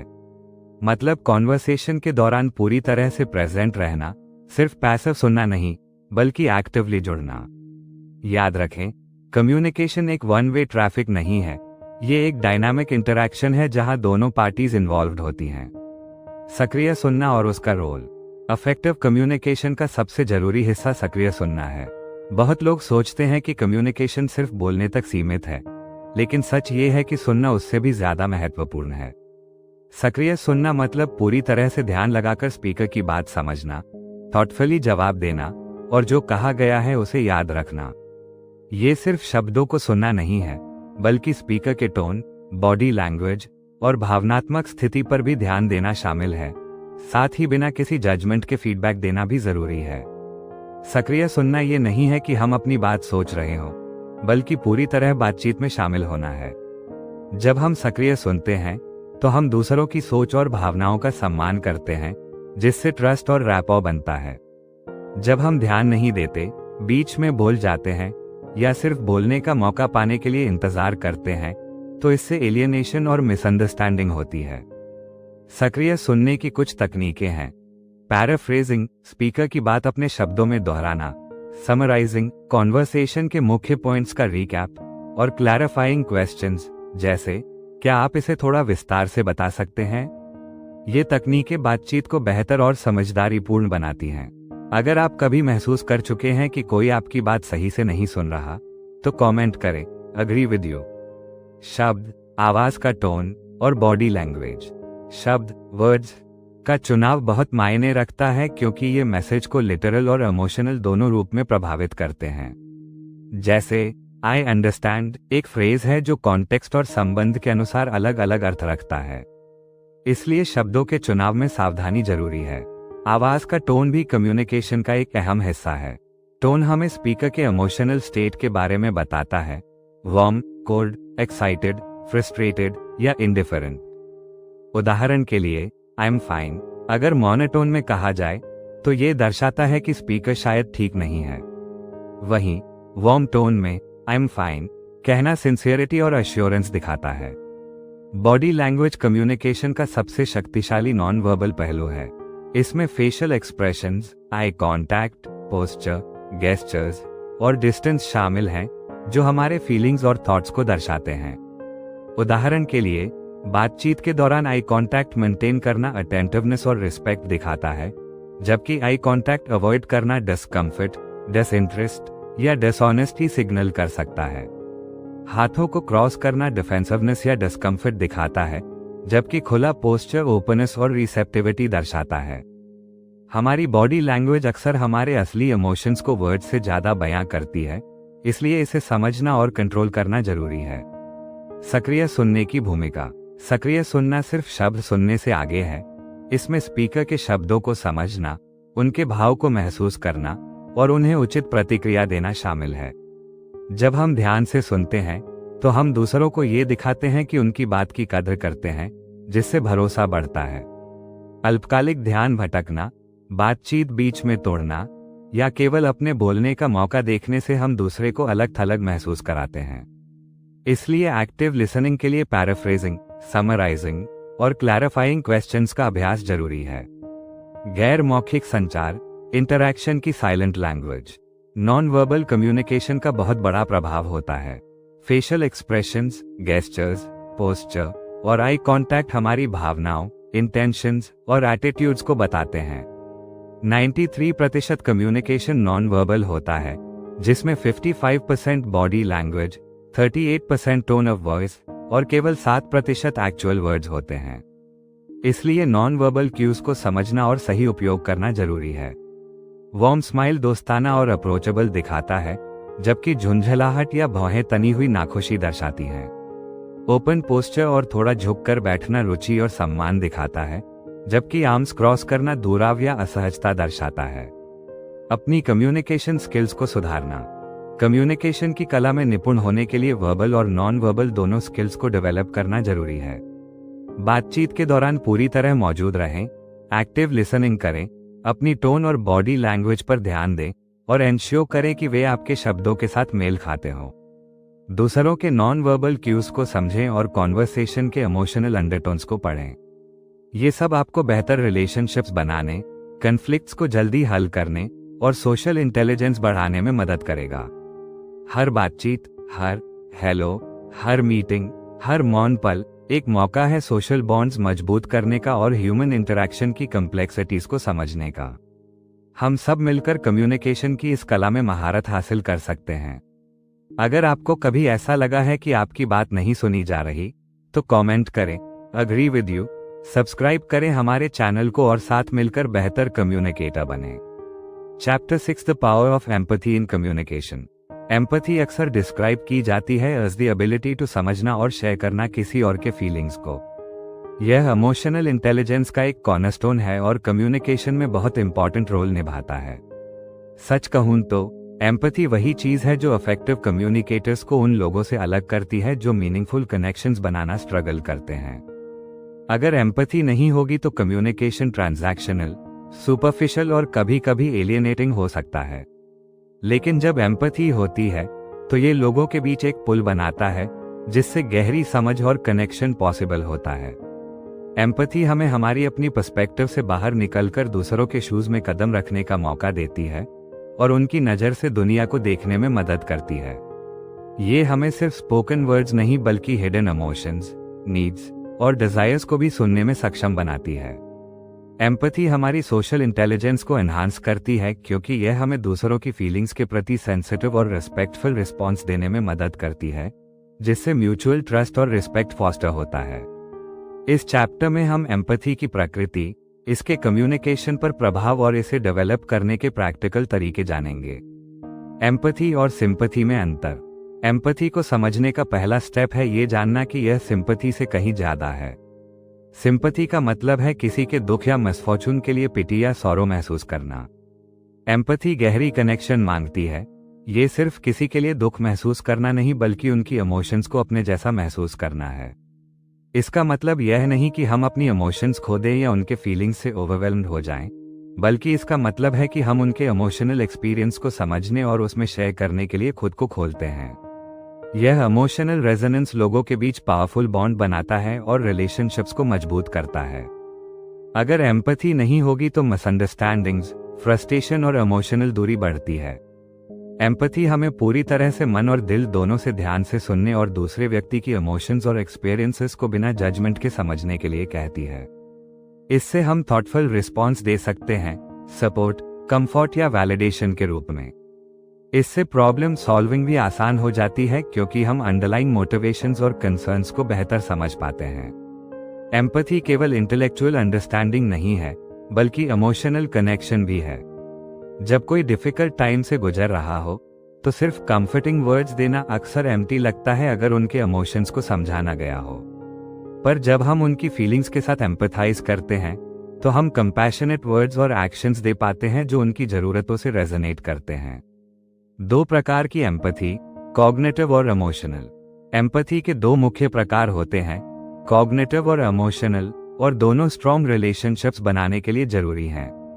इनके फर्क को समझना हमें दूसरों के साथ इंटरैक्शन में बेहतर बनाता है। कॉग्निटिव एम्पैथी का मतलब है किसी और के पर्सपेक्टिव या पॉइंट ऑफ व्यू को समझना। इसमें उनके थॉट्स, बिलीफ्स और इंटेंशंस को पहचानना शामिल है। यानी हम इंटेलेक्चुअली उनके शूज में कदम रखते हैं और उनके रीजनिंग और वर्ल्ड व्यू को समझते हैं। ये खासकर प्रॉब्लम सॉल्विंग, कॉन्फ्लिक्ट रेजोल्यूशन या नेगोशिएशन में बहुत यूजफुल होता है। उदाहरण के लिए, जब कोई कॉलीग अलग ओपिनियन रखता है, कॉग्निटिव एम्पैथी हमें उनके आर्ग्यूमेंट को समझने में मदद करता है, चाहे हम अग्री करें या नहीं। इससे हम डिफेंसिव या अग्रेसिव होने के बजाय रिस्पेक्टफुल डिस्कशन कर पाते हैं। प्रोफेशनल एनवायरनमेंट्स में ये कोलैबोरेशन और इफेक्टिव कम्युनिकेशन को भी बढ़ावा देता है। इमोशनल एम्पैथी में हम उस व्यक्ति की फीलिंग्स को महसूस करते हैं, उनकी खुशी, दुख, फ्रस्ट्रेशन या डर को शेयर करते हैं। ये गहरी, विसरल कनेक्शन बनाता है और हमें जेन्युइन कंपैशन और केयर से रिस्पॉन्स देने में सक्षम बनाता है। जैसे अगर कोई दोस्त किसी लव्ड वन के लॉस से गुजर रहा हो, इमोशनल एम्पैथी हमें उनके दर्द को महसूस करने और हार्टफेल्ट सपोर्ट देने में मदद करता है। ये पर्सनल रिलेशनशिप्स में इमोशनल इंटीमेसी को बढ़ाता है। हालांकि इमोशनल एम्पैथी कभी कभी चैलेंजिंग भी हो सकता है, क्योंकि इसमें हमें दूसरों के इमोशंस को फील करना पड़ता है, जो इमोशनली एग्जॉस्टिंग हो सकता है। इसलिए कॉग्निटिव एम्पैथी के साथ इमोशनल एम्पैथी का बैलेंस बनाए रखना जरूरी है, ताकि हेल्दी रिलेशनशिप्स बनी रहें। एम्पैथी का रोल ट्रस्ट और कनेक्शन बनाने में। एम्पैथी ट्रस्ट और कनेक्शन का एक फंडामेंटल ड्राइवर है। जब हम एम्पैथी दिखाते हैं, तो हम दूसरों को सिग्नल देते हैं कि हम उनकी फीलिंग्स और नीड्स को समझते हैं और उनकी वेलबीइंग की परवाह करते हैं। इससे साइकोलॉजिकल सेफ्टी का एनवायरनमेंट बनता है, जहां लोग बिना जजमेंट या रिजेक्शन के अपने आप को एक्सप्रेस कर सकते हैं। ट्रस्ट हर स्ट्रॉन्ग रिलेशनशिप की फाउंडेशन होती है, और एम्पैथी इसे बनाने और बनाए रखने में मुख्य इंग्रेडिएंट है। जब लोग खुद को समझा हुआ महसूस करते हैं, तो वे ज्यादा ओपन, ऑनेस्ट और मीनिंगफुल कम्युनिकेशन में एंगेज होते हैं। इसके उलट, एम्पैथी के बिना कम्युनिकेशन स्ट्रेन्ड हो जाता है, जिससे मिसअंडरस्टैंडिंग्स और डिस्कनेक्शन बढ़ता है। एम्पैथी बिलोंगिंग और वैलिडेशन की भावना भी फॉस्टर करता है। जब कोई अपनी इमोशंस को रिकॉग्नाइज और अंडरस्टैंड होता देखता है, तो वह कनेक्शन महसूस करता है और ट्रस्ट बढ़ता है। ये खासकर पर्सनल रिलेशनशिप्स में इमोशनल इंटीमेसी बनाने के लिए जरूरी है। प्रोफेशनल सेटिंग्स में भी एम्पैथी कोलैबोरेशन और टीम वर्क को बेहतर बनाता है। जब कलीग्स एक दूसरे के साथ एम्पैथाइज करते हैं, तो वे ज्यादा सपोर्ट करते हैं, प्रॉब्लम्स को मिलकर सॉल्व करते हैं और पॉजिटिव वर्क एनवायरनमेंट बनाते हैं। ये प्रोडक्टिविटी, क्रिएटिविटी और जॉब सैटिस्फैक्शन को भी बढ़ाता है। एम्पैथी कॉन्फ्लिक्ट रेजोल्यूशन में भी क्रूशियल है। जब हम दूसरों के इमोशंस और पर्सपेक्टिव्स को समझ पाते हैं, तो हम डिसएग्रीमेंट्स को बेहतर तरीके से हैंडल कर पाते हैं और सभी के लिए सैटिस्फाइंग सॉल्यूशंस खोज पाते हैं। एम्पैथी हमें जीतने या सही होने के बजाय ओपन माइंड से सुनने और समझने के लिए प्रेरित करता है। ये कॉन्फ्लिक्ट्स को कॉन्फ्रंटेशन के बजाय कोलैबोरेशन में बदल देता है। डेली लाइफ में एम्पैथी कैसे बढ़ाएं? कुछ लोग नेचुरल रूप से एम्पैथेटिक होते हैं, लेकिन एम्पैथी एक स्किल है जिसे हम सब डेवलप कर सकते हैं। इसे बढ़ाने के लिए निम्न प्रैक्टिकल स्ट्रैटेजीज अपनाएं। एक्टिव लिसनिंग करें। पूरी तरह से स्पीकर के साथ एंगेज हों, उनके शब्द, टोन और बॉडी लैंग्वेज पर ध्यान दें। जजमेंट रोकें और बिना पूछे एडवाइस देना टालें। ध्यान से सुनना दिखाता है कि आप उनकी फीलिंग्स को वैल्यू करते हैं, जिससे ट्रस्ट बनता है। दूसरों के जूते पहने, खुद को उनकी पर्सपेक्टिव में डालें। सोचें, वह क्या महसूस कर रहे होंगे, क्या सोच रहे होंगे। यह एक्सरसाइज आपकी कंपैशन बढ़ाने में मदद करता है। उनकी इमोशंस को वैलिडेट करें। कभी कभी सबसे स्ट्रॉन्ग तरीका होता है इमोशंस को स्वीकारना। जैसे कोई फ्रेंड अपसेट हो तो कहें, मुझे दिख रहा है कि आप बहुत फ्रस्ट्रेटेड हो। ये बताता है कि आप उनकी फीलिंग्स को समझते हैं। पूरी तरह प्रेजेंट रहें। डिस्ट्रैक्शंस जैसे फोन्स को साइड में रखें और कॉन्वर्सेशन पर फोकस करें। ये दिखाता है कि आप उनकी परवाह करते हैं। कंपैशन और सपोर्ट एक्सप्रेस करें। अपने शब्दों और एक्शंस के जरिए एनकरेजमेंट, कंफर्ट या मदद दें। ये बॉन्ड को मजबूत करता है। अगर आप मानते हैं कि एम्पैथी वो ब्रिज है जिसकी हमें जरूरत है, तो कमेंट करें, अग्री विद यू। एम्पैथी की चैलेंजेस और उनसे कैसे निपटें। एम्पैथी हमेशा आसान नहीं होती। इमोशनल एग्जॉस्शन, बायसेस और कल्चरल डिफरेंसेस इसे मुश्किल बना सकते हैं। जब हम इमोशनली थके होते हैं, तो दूसरों के लिए एम्पैथाइज करना मुश्किल होता है, इसलिए सेल्फ केयर और बाउंड्रीज रखना जरूरी है। बायसेस भी अंडरस्टैंडिंग में बाधा डालते हैं, खासकर जब लोग अलग बैकग्राउंड से हों। इन्हें ओवरकम करने के लिए ओपन माइंडेडनेस, क्यूरियोसिटी और अपनी असम्पशंस को चैलेंज करना जरूरी है। एम्पैथी इफेक्टिव कम्युनिकेशन का दिल है। ये ट्रस्ट बनाता है, अंडरस्टैंडिंग को नर्चर करता है और डीप ह्यूमन कनेक्शन लाता है। चाहे पर्सनल हो या प्रोफेशनल लाइफ, एम्पैथी के बिना हम रिलेशनशिप्स को कंपैशन और रिस्पेक्ट के साथ नहीं संभाल सकते। एक्टिव लिसनिंग करें, दूसरों के शूज में जाएं, इमोशंस को वैलिडेट करें, प्रेजेंट रहें और कंपैशन दिखाएं। इस तरह हम एम्पैथी को बढ़ा सकते हैं और अपनी कम्युनिकेशन स्किल्स को ट्रांसफॉर्म कर सकते हैं। सब्सक्राइब करें और जानकारियां पाएं कनेक्शन की कला में महारत हासिल करने के लिए। Chapter 7 mastering emotional regulation in interpersonal dynamics, the pillar of emotional self awareness. Emotional regulation शुरू होती है इमोशनल सेल्फ अवेयरनेस से। बिफोर हम मैनेज कर सकते हैं जो हम फील करते हैं, हमें अपने इमोशंस को क्लैरिटी और ऑनेस्टी के साथ पहचानना और समझना जरूरी है। यह अवेयरनेस सिर्फ इमोशंस को नाम देने तक सीमित नहीं है, जैसे एंगर, सैडनेस, जॉय या एंजाइटी। यह इमोशंस के रूट्स तक पहुंचने, उनके ट्रिगर्स समझने और उन नैरेटिव्स को जानने का प्रोसेस है जो हम इमोशंस के साथ जोड़ते हैं। जब हम कॉन्वर्सेशन में स्लाइट फील करते हैं, क्या हम सच में उस दूसरे व्यक्ति के वर्ड से एंग्री हैं या हम किसी पुरानी चोट या अपनी आइडेंटिटी के खतरे पर रिएक्ट कर रहे हैं? जब हम अचानक इमोशनल रूप से शट डाउन हो जाते हैं, तो क्या इसका मतलब है कि हम टॉपिक में इंटरेस्टेड नहीं हैं या हम इमोशनली अनसेफ फील कर रहे हैं? इस लेवल की इमोशनल सेल्फ अवेयरनेस डेवलप करने के लिए लगातार रिफ्लेक्शन और बिना डिफेंस के अपने अंदर की दुनिया को एग्जामिन करने की ओपननेस चाहिए, खासकर तब जब सोशल इंटरैक्शंस हाई स्टेक्स या इमोशनली चार्ज्ड हो। ये सेल्फ अवेयरनेस हमारा कंपास बन जाती है जिससे हम नेविगेट करते हैं। अगर यह ना हो तो हम इम्पल्स पर एक्ट करते हैं, दूसरों की इंटेंशंस को गलत समझते हैं और ऐसे तरीके से रिस्पॉन्ड करते हैं जो रिलेशनशिप्स को हर्ट करता है, हील या इम्प्रूव नहीं करता। इमोशनल अवेयरनेस हमें पॉज करने, एसेस करने और इंटेंशनल रिस्पॉन्सेस चुनने की ताकत देता है, बजाय रिएक्टिव इमोशंस के बहाव में बह जाने के। Emotional regulation is an intentional practice. Popular belief के उलट इमोशनल रेगुलेशन का मतलब इमोशंस को सप्रेस करना या इग्नोर करना नहीं है। यह इमोशंस को इस तरह मैनेज करना है कि वे कॉन्टेक्स्ट के अनुसार सही हो और हमारे गोल्स के अलाइंड हो। रेगुलेशन में इमोशंस को समझना और उन्हें सही दिशा देना शामिल है। ये चुनना कि कब और कैसे उन्हें एक्सप्रेस करना है और हेल्दी और कंस्ट्रक्टिव तरीके से उन्हें प्रोसेस और रिलीज करना है। कभी कभी इसका मतलब होता है फ्रस्ट्रेशन में बोलने से पहले गहरी सांस लेना, इमोशनली ट्रिगर्ड होने पर रिस्पॉन्स डिले करना, डिसअपॉइंटमेंट को ब्लेम किए बिना एक्सप्रेस करना या काम कॉन्फिडेंस के साथ बाउंड्री सेट करना बजाय पैसिव अग्रेशन के। अफेक्टिव रेगुलेशन में नेगेटिव थॉट्स को रिफ्रेम करना, टेंशन रिलीज करने के लिए फिजिकल मूवमेंट करना और प्रेजेंट मोमेंट में ग्राउंडेड रहने के लिए माइंडफुलनेस प्रैक्टिस करना भी शामिल है। जैसे जैसे हम इस प्रैक्टिस को रेगुलरली करते हैं, यह नेचुरल हो जाता है। हमारी इमोशनल रिएक्शंस हम पर कंट्रोल नहीं करती, बल्कि हम इमोशंस को सिग्नल्स की तरह समझकर उनके साथ काम करना सीख जाते हैं। यह इंटेंशनैलिटी हमारे दूसरों के साथ कनेक्शन को बदल देती है और हमें ट्रस्टवर्दी, कंसिस्टेंट और रेजिलिएंट कम्युनिकेशन पार्टनर्स बनाती है।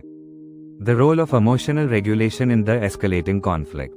कॉन्फ्लिक्ट इनेविटेबल है किसी भी मीनिंगफुल रिलेशनशिप में। इमोशनली चार्ज्ड सिचुएशंस में हम अक्सर डिफेंड करने, लैश आउट करने, शट डाउन या रिट्रीट करने का टेम्पटेशन महसूस करते हैं। ये नेचुरल रिएक्शंस हैं जो बॉडी के स्ट्रेस रिस्पॉन्स सिस्टम से आते हैं। लेकिन अनरेगुलेटेड इमोशनल रिएक्शंस अक्सर कॉन्फ्लिक्ट को एस्केलेट करते हैं बजाय उसे रिजॉल्व करने के। रेगुलेशन हमें प्रेशर में काम रहने, टेंशन के बीच भी साफ सोचने और रिएक्ट करने के बजाय रिस्पॉन्ड करने की ताकत देता है। मान लीजिए दोस्त के साथ हीटेड डिसएग्रीमेंट हो। अगर कोई अपनी आवाज रेज करता है तो इंस्टिंक्ट हो सकता है कि हम भी वॉल्यूम बढ़ाएं या शट डाउन हो जाएं।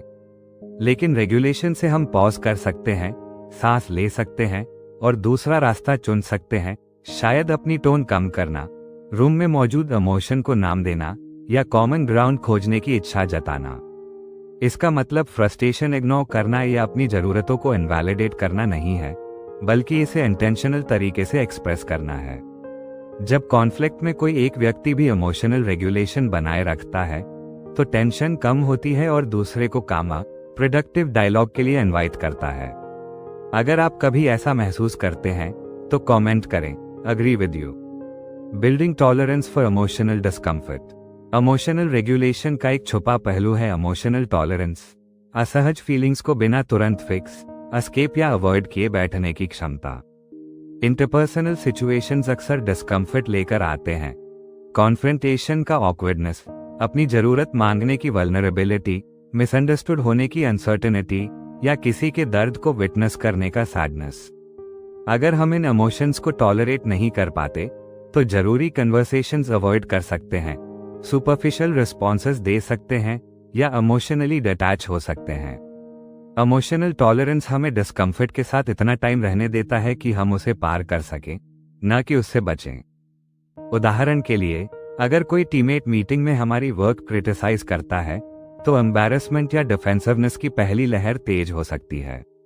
लेकिन इमोशनल टॉलरेंस से हम उस डिस्कम्फर्ट को स्वीकार कर सकते हैं, याद दिला सकते हैं कि यह टेम्पररी है और ऐसा रिस्पॉन्ड कर सकते हैं जिससे रिलेशनशिप बनी रहे, जैसे फीडबैक के लिए थैंक्स कहना और सुधार की इच्छा जताना। जैसे जैसे हम ये टॉलरेंस बिल्ड करते हैं, हम कठिन इमोशंस से कम डरते हैं और उन्हें ग्रेसफुली नेविगेट करना सीख जाते हैं। ये हमारी इमोशनल रेजिलियंस और कम्युनिकेशन मैच्योरिटी को बढ़ाता है। Regulating emotions to enhance empathic presence. Emotional regulation सिर्फ हमारे अंदर की स्थिति को मैनेज करने के लिए नहीं है, बल्कि यह हमारे दूसरों के प्रति प्रेजेंस और अट्यूनमेंट को भी प्रभावित करता है। जब हमारा अंदरूनी इमोशनल वर्ल्ड कैओटिक हो तो किसी दूसरे की रियलिटी को पूरी तरह से समझ पाना मुश्किल होता है। इमोशनल रेगुलेशन हमें लिसनिंग, क्यूरियोसिटी और एम्पैथी के लिए इंटरनल स्पेस देता है। अगर हम एंजाइटी या सेल्फ अब्जॉर्प्शन के साथ कॉन्वर्सेशन में जाते हैं तो हम सटल क्यूज मिस कर सकते हैं जो बताते हैं कि सामने वाला अपसेट या स्ट्रगल कर रहा है। लेकिन जब हम काम, रेगुलेटेड और ग्राउंडेड होते हैं तो हम दूसरे की स्पीच के रिदम्स, टोन के शिफ्ट्स और उनके वर्ड्स के पीछे इमोशंस को समझ पाते हैं।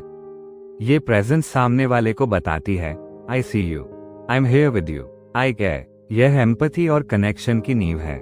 बिना रेगुलेशन के हम प्रोजेक्शन या डिफेंसिवनेस से रिएक्ट कर सकते हैं। रेगुलेशन के साथ हम अंडरस्टैंडिंग और केयर से रिस्पॉन्ड करते हैं। Navigating power dynamics through emotional control. Power dynamics वाली सिचुएशंस में इमोशनल रेगुलेशन और भी जरूरी हो जाता है। लीडरशिप, मेंटरिंग, पेरेंटिंग या नेगोशिएशंस में। अथॉरिटी में जब हम होते हैं तो हमारे इमोशनल रिस्पॉन्सेस का असर ज्यादा होता है। मैनेजर का फ्रस्ट्रेशन में स्नैप करना मराल तोड़ सकता है। पेरेंट का गुस्से में एक्सप्लोड होना गहरे इमोशनल वुंड्स छोड़ सकता है। लेकिन लीडर्स जो अपने इमोशंस रेगुलेट करते हैं, वे मैच्योरिटी और सेल्फ कंट्रोल का मॉडल बनाते हैं, जिससे रिस्पेक्ट और साइकोलॉजिकल सेफ्टी की कल्चर बनती है।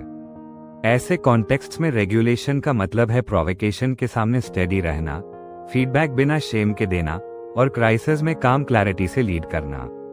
यह अपने इनसिक्योरिटीज, ईगो और फेयर्स को मैनेज करने का भी मतलब है ताकि वे कम्युनिकेशन में ब्लीड ना करें। नेगोशिएशंस में रेगुलेशन स्ट्रैटेजिक थिंकिंग और इमोशनल डिटैचमेंट बनाए रखता है। ये हमें बिना अग्रेशन के अपनी नीड्स एडवोकेट करने और हाई स्टेक्स में भी एक्टिवली लिसन करने में मदद करता है। Training the brain for emotional regulation. Good news ये है कि इमोशनल रेगुलेशन एक ट्रेनेबल स्किल है। ब्रेन की न्यूरोप्लास्टिसिटी से हम कंसिस्टेंट प्रैक्टिस से अपनी रिस्पॉन्सेस को रिवाइव कर सकते हैं और नए इमोशनल हैबिट्स बना सकते हैं। Mindfulness meditation, journaling, deep breathing और बॉडी अवेयरनेस जैसी टेक्निक्स पावरफुल टूल्स हैं इसे कल्टिवेट करने के लिए। माइंडफुलनेस हमें हमारी थॉट्स और इमोशंस को बिना जजमेंट के ऑब्जर्व करना सिखाता है, जिससे उनकी पकड़ कमजोर होती है। जर्नलिंग रिफ्लेक्शन और इनसाइट के माध्यम से इमोशंस प्रोसेस करने में मदद करता है। Deep breathing parasympathetic nervous system activate करता है, स्ट्रेस रिस्पॉन्स काम करता है और सेफ्टी का एहसास दिलाता है। समय के साथ ये प्रैक्टिसेस प्रीफ्रंटल कॉर्टेक्स को स्ट्रेंथन करते हैं, जो इंपल्स कंट्रोल, डिसीजन मेकिंग और इमोशनल मॉड्यूलेशन के लिए जिम्मेदार है, और अमिगडाला को शांत करते हैं, जो फियर और रिएक्टिविटी को गवर्न करता है। रेगुलर प्रैक्टिस से हम कम रिएक्टिव, ज्यादा सेंटेड और स्ट्रेस के बीच इमोशनल इक्विलिब्रियम मेंटेन करने में सक्षम हो जाते हैं, जो हमारी सोशल इंटेलिजेंस को सीधे बढ़ाता है। Real world applications of emotional regulation. चलो देखते हैं कि इमोशनल रेगुलेशन के ये प्रिंसिपल्स रोजमर्रा की सिचुएशंस में कैसे काम करते हैं। रोमांटिक रिलेशनशिप्स में मिसअंडरस्टैंडिंग्स जल्दी एस्केलेट हो सकती हैं अगर दोनों रिएक्टिव हो, लेकिन अगर एक पार्टनर पॉज कर सके, ब्रीथ ले सके और काम और वल्नरेबल होकर अपनी फीलिंग्स एक्सप्रेस करे तो डायनामिक्स बहुत बदल सकती है। I feel hurt when you cancel plans without letting me know कहीं ज्यादा अफेक्टिव है you never respect my time से। वर्क प्लेस में अगर कोई लीडर नेगेटिव फीडबैक से डिफेंसिव फील करे फिर भी कह सके I appreciate you being honest, I'd like to understand more, तो वह कम्युनिकेशन बेहतर बनती है। फैमिली में अगर पेरेंट टीनेजर के एंगर से ट्रिगर्ड हो लेकिन क्यूरियोसिटी से रेस्पॉन्ड करे, it seems like something's really bothering you, want to talk about it, तो रिश्ते मजबूत होते हैं। ये एग्जाम्पल्स दिखाते हैं कि रेगुलेशन इमोशंस को रिमूव नहीं करता बल्कि उन्हें ऐसे तरीके से एक्सप्रेस करने देता है जो कनेक्शन, क्लैरिटी और हीलिंग इनवाइट करता है। The long term rewards of emotional mastery. Emotional regulation master करने से हमारी जिंदगी का एक्सपीरियंस बदल जाता है। हम इमोशनल टर्ब्यूलेंस से कम प्रभावित होते हैं और अपने वैल्यूज में ज्यादा एंकर्ड रहते हैं। हम ज्यादा कंपोजर, विजडम और कंपैशन के साथ रिस्पॉन्ड करते हैं। रिलेशनशिप्स कम रिएक्टिव और ज्यादा रिस्पॉन्सिव होते हैं। ड्रामा कम और समझदारी ज्यादा होती है। हम अपने आप पर ज्यादा भरोसा करते हैं कि चाहे कोई इमोशन आए हम उसे इंटीग्रिटी और केयर के साथ हैंडल कर सकते हैं। यह इनर ट्रस्ट दूसरों को हमारे साथ सेफ, सीन और रिस्पेक्टेड फील कराता है। समय के साथ इमोशनल रेगुलेशन एक क्वाइट स्ट्रेंथ बन जाता है, एक प्रेजेंस जो हर इंटरैक्शन को एलिवेट करता है। Chapter 8, decoding the unspoken, mastering non verbal communication, the language बनीथ words. Her conversation में दो लेयर्स होती हैं। एक वो स्पोकन डायलॉग है जो सुनाई देता है, दूसरा है वो इनविजिबल करंट जो उसके नीचे बहता है, जो अक्सर ज्यादा ऑनेस्ट, इंस्टिंक्टिव और पावरफुल होता है जितना कि कोई शब्द हो सकते हैं। ये हिडन करंट है body language, non verbal communication का दिल। ये सटल सिम्फनी है मूवमेंट, एक्सप्रेशन, पोस्चर और ओरिएंटेशन की जो हमारी इंटरैक्शंस को फ्रेम और कलर करता है। किसी का अपने शोल्डर्स पकड़ने का तरीका कॉन्फिडेंस या एंजाइटी बता सकता है। एक ग्लांस वार्मथ या कंटेम्प्ट दिखा सकता है। सिर थोड़ा पीछे हटाना डाउट, डिसअप्रूवल या डिस्कम्फर्ट जता सकता है, भले ही उनके वर्ड्स अग्रीमेंट दिखाएं। दिलचस्प बात यह है कि बॉडी लैंग्वेज इनवॉलंटरीली और हैबिचुअली काम करता है, क्वाइटली हमारे सबकॉन्शियस इमोशंस को रिवील करता है जो कोई भी सच में ध्यान दे रहा हो उसे। लोग अपने वर्ड्स को कंट्रोल कर सकते हैं, लेकिन बहुत कम लोग अपने नॉन वर्बल सिग्नल्स को पूरी तरह कंट्रोल कर पाते हैं। इसलिए बॉडी लैंग्वेज एक पावरफुल स्किल है उन सभी के लिए जो अपनी सोशल इंटेलिजेंस डीपन करना चाहते हैं। लेकिन असली बात यह है, मास्टरी का मतलब नहीं है रिजिड रूल्स याद करना, जैसे मान लेना कि कोई झूठ बोल रहा है क्योंकि वो ऊपर बाएं देख रहा है। असली स्किल है होलिस्टिक ऑब्जर्वेशन, गेस्चर्स को कॉन्वर्सेशन के पूरे इमोशनल कॉन्टेक्स्ट में पढ़ना और ये समझना कि हर इंसान अपनी अलग स्टाइल में एक्सप्रेस करता है। आपका दोस्त नर्वस होकर अपनी होंठ काटता है जबकि दूसरा बोर्ड होकर फिजट करता है। इन एक्शंस पर प्रीसेट मीनिंग्स थोपने की बजाय सोशली इंटेलिजेंट लोग पैटर्न्स नोटिस करते हैं और अपने आप से पूछते हैं, क्या ये उनके लिए नॉर्मल है? क्या कुछ बदला है? क्या उनके वर्ड्स और बॉडी मेल खाते हैं? जब हम लोगों को टेक्स्ट बुक्स की तरह पढ़ने की बजाय कॉम्प्लेक्स लिविंग नैरेटिव समझते हैं तो हम उनसे सच में कनेक्ट करना शुरू करते हैं। चेहरे के expressions, posture changes, breathing rhythms और प्रॉक्सिमिटी को ध्यान से देखकर हम उन इमोशनल ट्रूथ्स को समझ पाते हैं जो कभी बोले नहीं जाते लेकिन ट्रस्ट और कनेक्शन के लिए जरूरी होते हैं। अगर आप अभी ये सच मानते हैं तो कमेंट करें, अग्री विद यू और आगे पढ़ें। The art of attunement, mirroring, empathy and presence. Body language को नोटिस करना सिर्फ शुरुआत है, असली कला है अट्यूनमेंट, इमोशनली और फिजिकली दूसरे से सिंक होना ताकि कनेक्शन और रेजोनेंस बन सके। अट्यूनमेंट मतलब सिर्फ पोस्चर कॉपी करना या टोन इमिटेट करना नहीं है। इसका मतलब है कॉन्वर्सेशन की इमोशनल करंट को फील करना ताकि आपकी बॉडी, फेस और एनर्जी ऑथेंटिक प्रेजेंस दिखाएं। जब हम अट्यून्ड होते हैं तो हम नेचुरल तरीके से उनके एक्सप्रेशंस मिरर करते हैं, टोन मैच करते हैं और गेस्चर्स अलाइन करते हैं। ये मिररिंग एक न्यूरोलॉजिकल फीडबैक लूप बनाता है जिसे लिम्बिक रेजोनेंस कहते हैं, जिसमें दोनों लोग ज्यादा इमोशनली सेफ, समझे हुए और कनेक्टेड महसूस करते हैं। मिसाल के तौर पर, जब कोई ग्रीविंग हो और सॉफ्टली ट्रेम्बलिंग वॉइस में बोले, तो अट्यूनमेंट का मतलब है अपनी आवाज को धीमा करना, एक्सप्रेशन सॉफ्टन करना और उनके दर्द को सम्मान देना बिना साइलेंस भरने की कोशिश किए। जबरदस्त नेगोशिएशंस में अट्यूनमेंट का मतलब है थोड़ा आगे झुकना, काम लेकिन एंगेज्ड पोस्चर रखना, धीरे धीरे नॉड करना और आरामदायक आई कांटेक्ट रखना। ये सिग्नल्स देते हैं कि आप पूरी तरह प्रेजेंट हैं और डायलॉग के लिए ओपन हैं। लेकिन ध्यान रहे, अट्यूनमेंट जेन्युइन एम्पैथी पर ही काम करता है। अगर आप बॉडी लैंग्वेज को मैनिपुलेशन के लिए इस्तेमाल करेंगे, तो लोग जल्दी ही आपकी असली नीयत समझ जाएंगे। सबसे जल्दी ट्रस्ट तब टूटता है जब किसी के वर्ड्स और बिहेवियर मिसमैच करते हैं। जब अट्यूनमेंट असली होती है, तो ये एक मैग्नेटिक इफेक्ट बनाती है। सामने वाला इंसान खुद को सिर्फ उसके वर्ड्स के लिए नहीं, बल्कि उसके फीलिंग्स के लिए भी वैल्यूड महसूस करता है। और हम उनकी इमोशंस को रियल टाइम में महसूस करते हैं, बिना कोई स्क्रिप्ट या स्ट्रैटेजी के। इसे कहते हैं एम्बॉडीड एम्पैथी, जहां हमारा अपना बॉडी एक सेंसिटिव इंस्ट्रूमेंट बन जाता है जो रिश्तों को ट्यून करता है। ये कन्वर्सेशंस को नेचुरल बनाता है और ऐसी कनेक्शन देता है जो सिर्फ वर्ड से नहीं मिल सकती। Navigating cultural, personal and contextual differences शायद नॉन वर्बल कम्युनिकेशन की सबसे चैलेंजिंग और रिवॉर्डिंग स्किल है। ये समझना कि अलग लोग, कल्चर्स और सिचुएशंस क्यूज को कैसे एक्सप्रेस और इंटरप्रेट करते हैं। सब गेस्चर्स का एक यूनिवर्सल मतलब मान लेना बड़ी गलती है। कुछ कल्चर्स में डायरेक्ट आई कांटेक्ट रिस्पेक्ट और कॉन्फिडेंस दिखाता है, तो कुछ में ये रूड या अग्रेसिव समझा जाता है। एक स्माइल कहीं खुशी दिखाती है, तो कहीं पोलाइट मास्क होती है।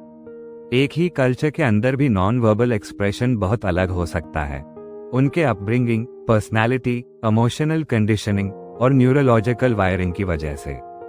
न्यूरोडाइवर्जेंट लोग आई कांटेक्ट अवॉइड करते हैं क्योंकि वो ओवरस्टिम्युलेटिंग होता है। किसी ट्रॉमा सर्वाइवर को तेज आवाज से डर लग सकता है, भले ही वो पैशनेट हो न कि हॉस्टाइल। नॉन वर्बल कम्युनिकेशन की फ्लुएंसी के लिए ह्यूमिलिटी और क्यूरियोसिटी चाहिए। इसका मतलब है कि हम इंस्टेंट जजमेंट्स ना करें और पूछें, इस मोमेंट में ये सिग्नल इस इंसान के लिए क्या मतलब रखता होगा। हमें पैटर्न्स को टाइम में पढ़ना चाहिए, एक जेस्चर को आइसोलेट करके नहीं। कोई जो हमेशा आर्म्स क्रॉस्ड रखता है, हो सकता है कि वो उसकी कंफर्ट की डिफॉल्ट पोजीशन हो। लेकिन अगर कॉन्वर्सेशन के बीच में अचानक वो आर्म्स क्रॉस करता है, तो इसका मतलब इमोशनल स्टेट में बदलाव हो सकता है। आज के ग्लोबलाइज्ड एनवायरनमेंट में कल्चरल फ्लुएंसी बहुत जरूरी है। जो हम नॉर्मल गेस्चर्स, एक्सप्रेशंस या पर्सनल स्पेस समझते हैं, वो दूसरे कल्चरल बैकग्राउंड्स में अलग मतलब रख सकते हैं। मिसकम्युनिकेशन से बचने के लिए सोशली इंटेलिजेंट लोग पहले ऑब्जर्व करते हैं, फिर डाउट होने पर क्लैरिफाई करते हैं। हम इंडिविजुअल ही नहीं, कल्चरल कॉन्टेक्स्ट को भी समझते हैं, ये जानते हुए कि डिफरेंसेस को समझना कमजोरी नहीं, बल्कि एक ताकत है। हमारी अवेयरनेस बढ़ाने से हम असम्पशंस कम करते हैं, एम्पैथी गहरी करते हैं और ज्यादा इंक्लूसिव बनते हैं। ये स्किल हमें वर्ड्स के बाहर पढ़ने, अलग बैकग्राउंड्स और सिचुएशंस के बीच कनेक्ट करने और किसी के साथ भी ग्रेस, अप्रोप्रिएटनेस और ऑथेंटिसिटी के साथ इंटरैक्ट करने में मदद करती है। और ये, मेरे दोस्तों, है वो तरीका जिससे हम सिर्फ बात नहीं करते, बल्कि सच में कनेक्ट करते हैं। सब्सक्राइब करें और इनसाइट्स पाएं ह्यूमन कनेक्शन में मास्टरी के लिए। Chapter 9 emotional currents, recognizing, managing and responding to others emotions. To truly develop genuine social intelligence, हमें सिर्फ बिहेवियर ऑब्जर्व करने या वर्ड्स डिकोड करने से आगे बढ़ना होगा। हमें इमोशनल अंडरकरेंट्स महसूस करने की एबिलिटी कल्टिवेट करनी होगी। वे सटल लेकिन पावरफुल फीलिंग्स जो कन्वर्सेशंस को शेप और स्टेयर करती हैं, चाहे वो एक्नॉलेज हो या नहीं। हर व्यक्ति इंटरैक्शन में एक इमोशनल टोन लेकर आता है, एक तरह की एटमॉस्फेरिक प्रेजेंस जो हमेशा ऑब्वियस नहीं होती, लेकिन जो डायनामिक को गहराई से अफेक्ट करती है। कोई मुस्कुरा सकता है लेकिन अंदर गहरा रिजेंटमेंट छुपा हो सकता है। दूसरा सॉफ्टली बोल सकता है, फिर भी फ्रस्ट्रेशन उनकी एनर्जी से महसूस होती है। इमोशनल अवेयरनेस के लिए सेंसिटिविटी और इंटेंशन दोनों चाहिए। इसका मतलब है एक्टिवली ट्यून करना, न सिर्फ जो लोग कहते या दिखाते हैं, बल्कि जो वे महसूस करते हैं, खासकर जब वे इमोशंस सोशल नाइसिटीज, पोलाइटनेस या डिस्ट्रैक्शन के पीछे छुपे हों। इमोशनल स्टेट्स को रिकॉग्नाइज करने के लिए माइक्रो एक्सप्रेशंस, वॉइस में बदलाव, ब्रीदिंग पैटर्न्स, स्पीच की पेस और ऐसे सटल क्यूज को देखना जरूरी है जो आमतौर पर लोग ओवरलुक कर देते हैं। उतना ही जरूरी है अपने आप को इमोशनली सेंटर्ड रखना ताकि हम अपनी इमोशंस को दूसरों की फीलिंग्स समझने में कंफ्यूज ना करें। जब हम ज्यादा रिएक्टिव या सेल्फ फोकस्ड होते हैं तो हमारी परसेप्शन क्लाउड हो जाती है। सच्ची इमोशनल अवेयरनेस तब शुरू होती है जब हम एक शांत इंटरनल पोस्चर रखते हैं जो दिल से भी सुनता है और कान से भी। समय के साथ ये पोस्चर हमें सिखाता है कि कब कॉन्वर्सेशन ऑफ लग रही है, कब वर्ड्स इमोशंस से मेल नहीं खा रहे या कब कोई बात अनकही रह गई है। ये प्रायिंग या असम्पशंस का मामला नहीं है, ये स्पेस बनाने का तरीका है। जब लोग इमोशनल रूप से देखे जाते हैं बिना जजमेंट या इंटरोगेशन के, तो वे ज्यादा ऑनेस्टली और वल्नरेबली खुलते हैं। इमोशनल अवेयरनेस एक उपहार बन जाती है, सच्चाई के लिए इन्विटेशन, गहरे कनेक्शन और भरोसे के लिए। इस तरह इमोशनल सेंसिटिविटी कमजोरी नहीं बल्कि रिलेशनल स्ट्रेंथ है। ये हमें सरफेस बिहेवियर से ऊपर उठकर दूसरों की इमोशनल रियलिटी से जुड़ने की ताकत देती है, जहां ट्रस्ट, मीनिंग और असली बदलाव रहते हैं। Emotional regulation, responding instead of reacting. जब हम दूसरों के इमोशनल करंट्स को समझ लेते हैं, अगली जरूरी स्किल है इमोशनल रेगुलेशन, अपनी इंटरनल इमोशंस को मैनेज करने की ताकत, ताकि हम क्लैरिटी, एम्पैथी और कंपोजर के साथ रिस्पॉन्ड कर सकें। कॉन्फ्लिक्ट, हाई स्टेक्स कन्वर्सेशंस या वल्नरेबिलिटी के पलों में अपनी फीलिंग्स में बह जाना आसान होता है। हमारा ब्रेन का लिम्बिक सिस्टम जो फाइट, फ्लाइट या फ्रीज रिस्पॉन्स संभालता है, रैशनल माइंड से पहले रिएक्ट कर जाता है। इसीलिए लोग ऐसा कहते हैं जो वे रिग्रेट करते हैं, आवाज उठाते हैं, विड्रॉ हो जाते हैं या डिफेंसिव हो जाते हैं। इंटेंशनल नहीं, बस अनट्रेन्ड रिस्पॉन्स होता है। इमोशनल रेगुलेशन वो पॉज है, छोटा लेकिन पावरफुल वक्त जब हम सांस लेते हैं, अंदर उठ रही फीलिंग्स को नोटिस करते हैं और इम्पल्सिवली रिएक्ट करने के बजाय कॉन्शियसली जवाब चुनते हैं। ये स्किल अनेक नहीं होती, इसे सेल्फ अवेयरनेस, रिफ्लेक्शन और इंटेंशनल प्रैक्टिस से बिल्ड किया जाता है। ये शुरुआत होती है अपने इमोशनल ट्रिगर्स को पहचानने से। कौन से कमेंट्स, टोन्स या एक्शंस हमें इनवैलिडेटेड, एंग्री, डिसमिस्ड या अफ्रेड महसूस कराते हैं। जब हम ट्रिगर्स जान लेते हैं तो हम उन्हें एंटिसिपेट कर सकते हैं और काम रहने की स्ट्रैटेजीज बना सकते हैं। ये हो सकता है ब्रेथ पर फोकस करना, इमोशन को मेंटली लेबल करना या कॉन्वर्सेशन के लार्जर गोल को याद रखना। सबसे सोशली इंटेलिजेंट लोग वे नहीं जो इमोशंस महसूस नहीं करते, बल्कि वे जो इमोशंस महसूस करते हुए भी प्रेजेंट और कंपोज रहना जानते हैं।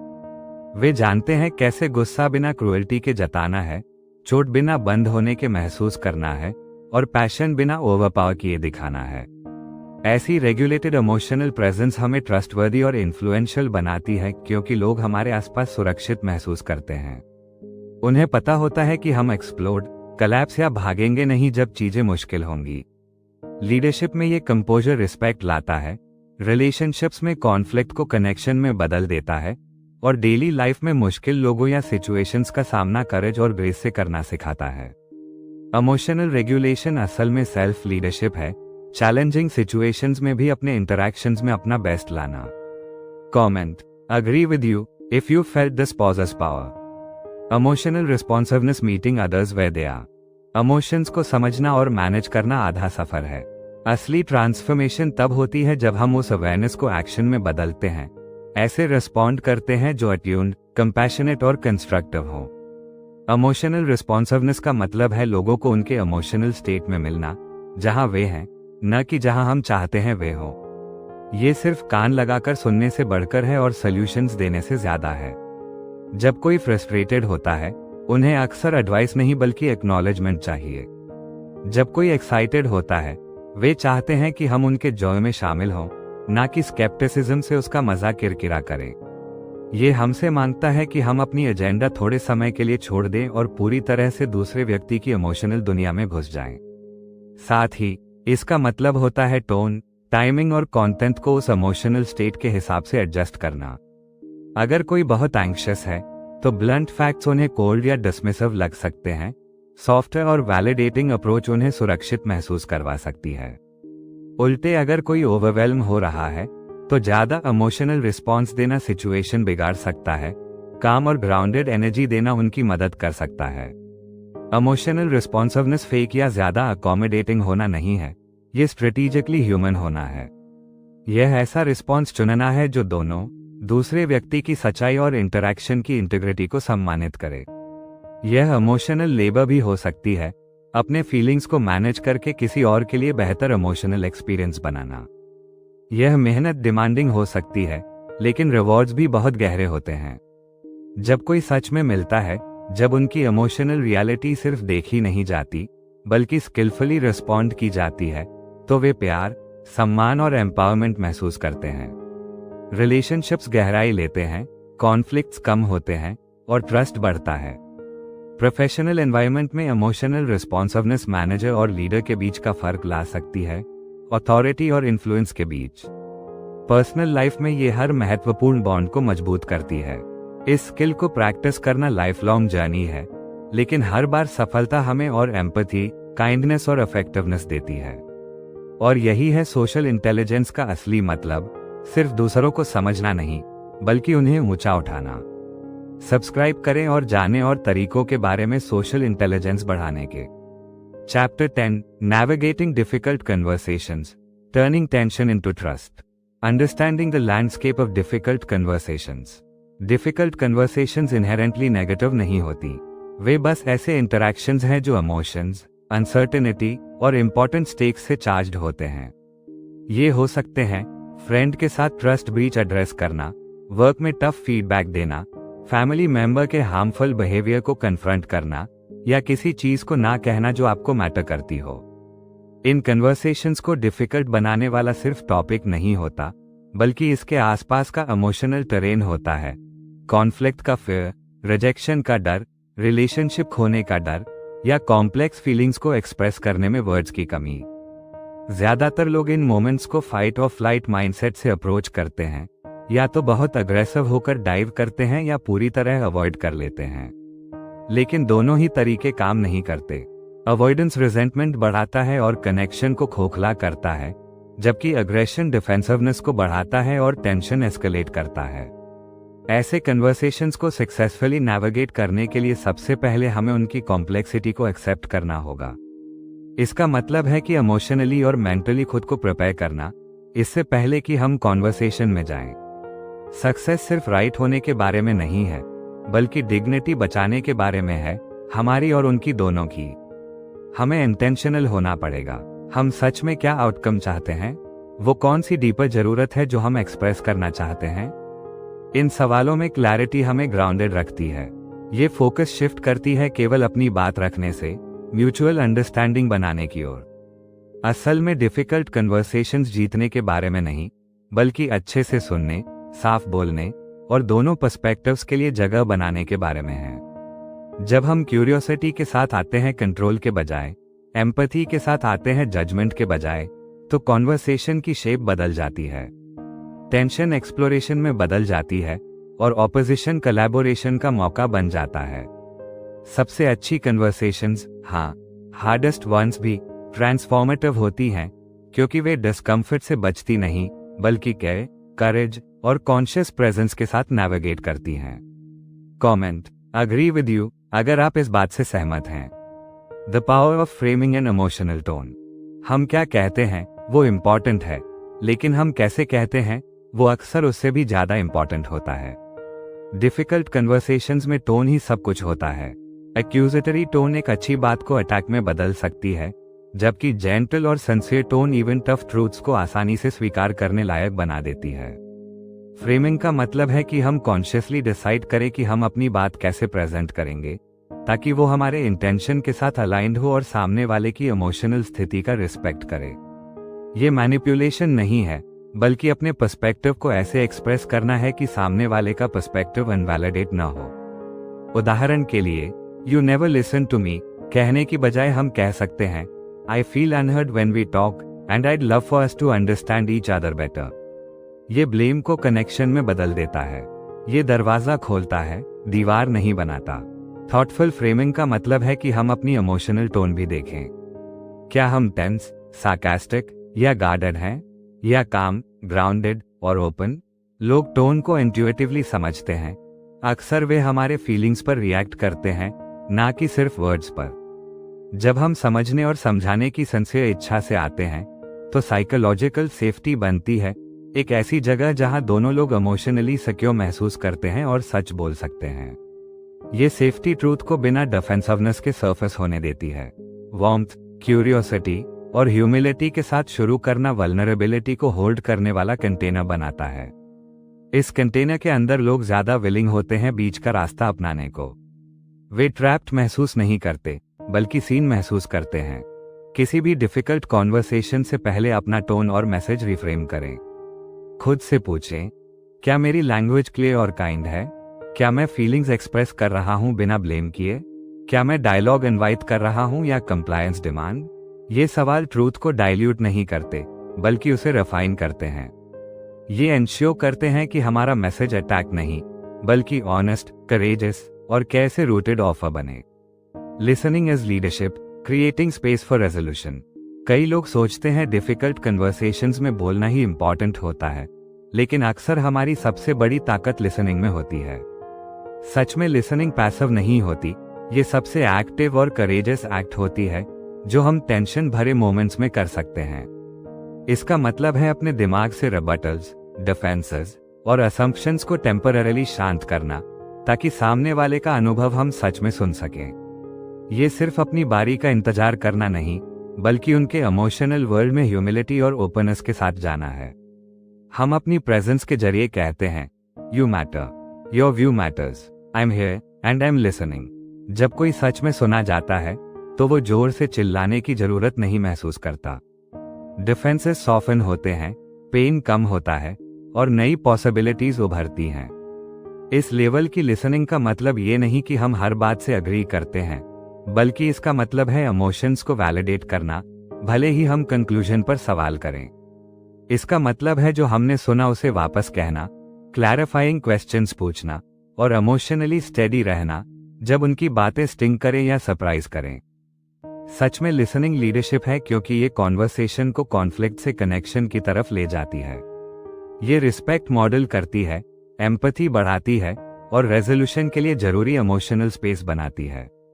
जब हमें बोलने का मौका मिलता है तो हम ज्यादा विजडम के साथ बोलते हैं क्योंकि हमने समझने के लिए समय दिया। अक्सर पता चलता है कि जो हम सोचते थे कि समस्या है वो असल में उनका दर्द नहीं था या हमारी इंटेंशंस मिसअंडरस्टूड हो गई थी।